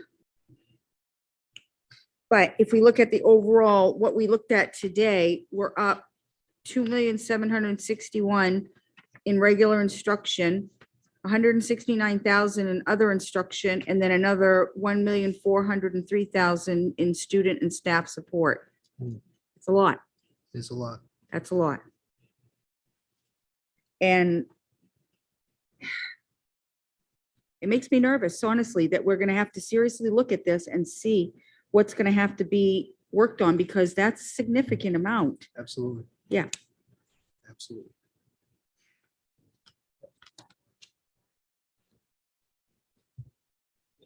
Is that more than the 5 million we're talking about? No, this is part of just that accumulation. So Right. that number is part of the makeup of the 5 that we have talked about. Yeah. Yeah. But those are significant numbers. There's no question.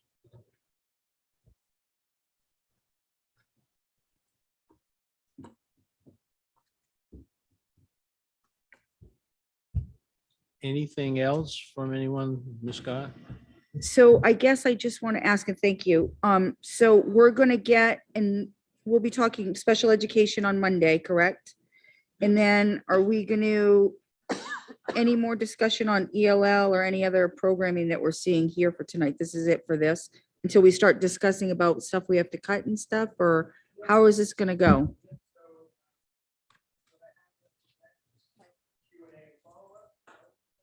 What I had left for tonight was just Q&A and follow-up, just other questions you may have. I've got a few notes and some things that came up last time, and some things we're going to still continue to chase.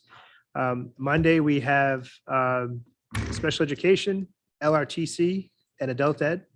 And then on Wednesday is when we talk about revisions. We have some more information we want to share with you. If the stuff that you still want, like what's in eSurf and things like that. We just didn't want to overcrowd any given night to talk about those things on that Wednesday.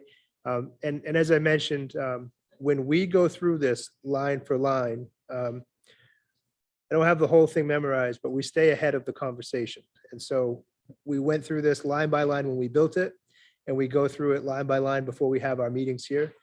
So we know it really well, but as we have gone, we have found things that we feel like we can reduce because we need to. And we have found other things that could be reduced because we have to.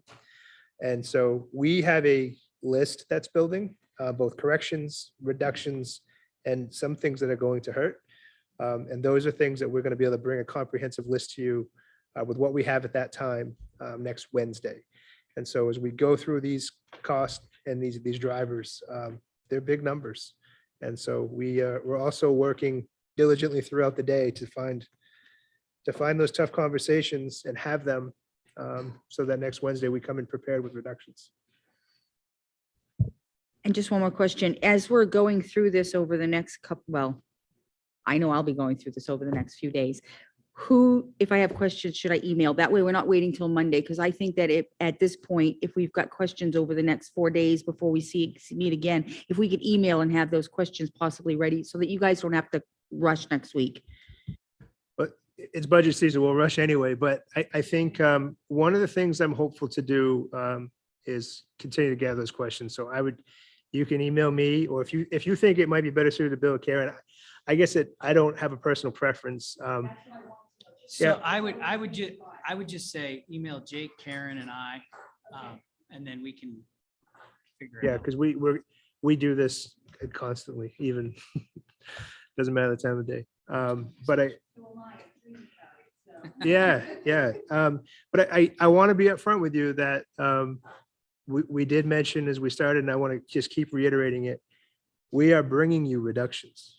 And so we're not going to show up next Wednesday and say, hey, so what do you want to cut?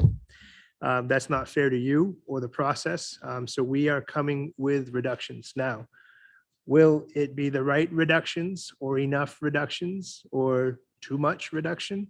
That will be, I think, a big part of our conversation on that Wednesday. And so we're not setting ourselves up for failure. We've had some hard conversations behind closed doors, and we will bring things to you. But if you have thoughts or recommendations, please don't hesitate to ask us. Short of that, I want to just check my notes if I can to make sure. Let's stop my share here. I've got a couple things that I want to try to answer that came up last time, but I don't have all of it just yet. When we were in facilities, we had like 10 items in a row that were $1,066 or $1,065. Those were broken up from each school, and they were costs to travel and or attend safety training for each building. And so that's what that cost was. And we tied it back to a former, the National Organization for School Resource Officers, which was actually a trip that we had intended to take just as the pandemic hit. And so I think that those funds were just carried in that effort. So that will be a debated item, because I think we can do it for less expensive, but I also could see the benefit to having a number of people attend a next level training like that, because educators, while some people have different skills because of the world that they've lived, they're not trained for certain things. And so we want to be mindful. But that, when we didn't know what that was last meeting, that's what that was. I wanted to share that. It wasn't Alice. It was, but like Alice. Alice was far more expensive. That had popped up a few years prior to that. But similar thing. It was money for everyone that should go, could go to attend that conference. That never happened because of COVID. We'll continue to do enrollment work. It's hard to disaggregate. The way the data spits out, it's just, what do you have right now or at October 1? And what did you have last year at October 1 or April 1st? And so to find out like the fluctuations, it can get tricky. And we were able to narrow down some of the enrollment numbers that I had shared with you in the packet. They were reflective of like a now number. And what we're finding is the enrollments that we submit October 1st are different. And so I want to own that up front. So when we bring it to you, it'll be more accurate. But some of the initial enrollment numbers, they include places that are not part of our EPS funding, like all of the students that attend LRTC are part of an enrollment. But some of those students are from Auburn, Lisbon. And so we got to pull those out and give you a real accurate number. So I'm apologizing in a sense that I think your question, Ms. Scott, prompted us to look at that more closely. And so that sheet that we shared, we will get you an updated one with multiple years so we can really look at the numbers and how they break down. But what I shared with you was an actual whole enrollment, but not our EPS subsidy number. So it's actually a little smaller, and we haven't grown in enrollment or gone back as much in enrollment that I had thought. Some of those numbers are kind of falsely inflated because last year when we had hybrid schedules and whatnot, less kids attended like LRTC or our junior our ROTC program, because again, kids coming in from Auburn. So last year those numbers were down. This year with school having a regular schedule, some of those numbers are up, but they're not Lewiston Public Schools subsidy numbers. We are up a little, this year, but not like I had thought. So when we looked at the overall picture of each school tonight, and it showed the enrollment numbers, and then it showed the number at ELL, the number in special ed, are those currently accurate numbers for like right now? Yes. Okay, I pulled them yesterday. good. Because we do get questions, and I know that I've received questions in the past when community members or city councilors are asking, for some reason, they want to know exact number of students, exact number of ELL, special ed. So I wrote that all down, but I don't know if anybody, that might be something that's good to have just on a sheet to have in our budget book, those numbers without, Take it right from the slide. without more paper, but you know what I mean? Okay. Sure.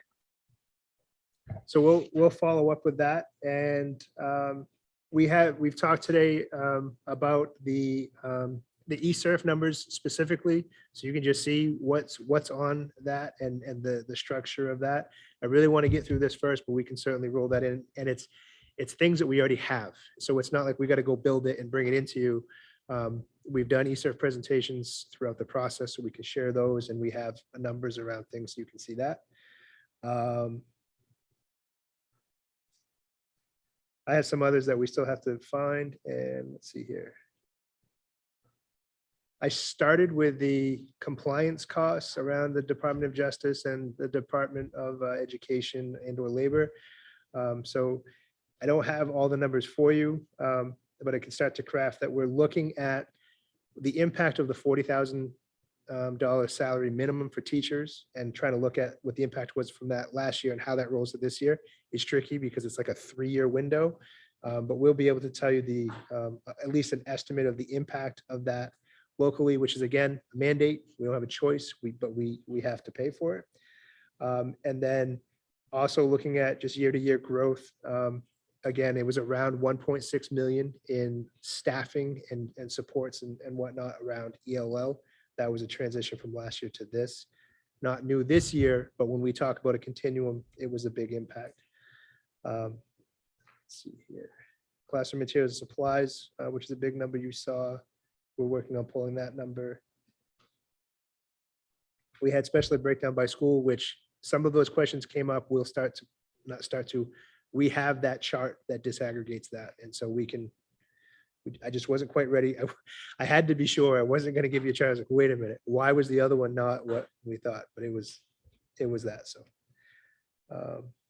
that's what I have that I want to bring back to you at the current moment. If you have other items you want to add now or email, please do so. We'll continue to get back to you. Short of that, this chair has something else. There's a motion to. No. Yes, now just be in motion to adjourn. So moved. Second. All in favor? She did. Yep, she's raising it.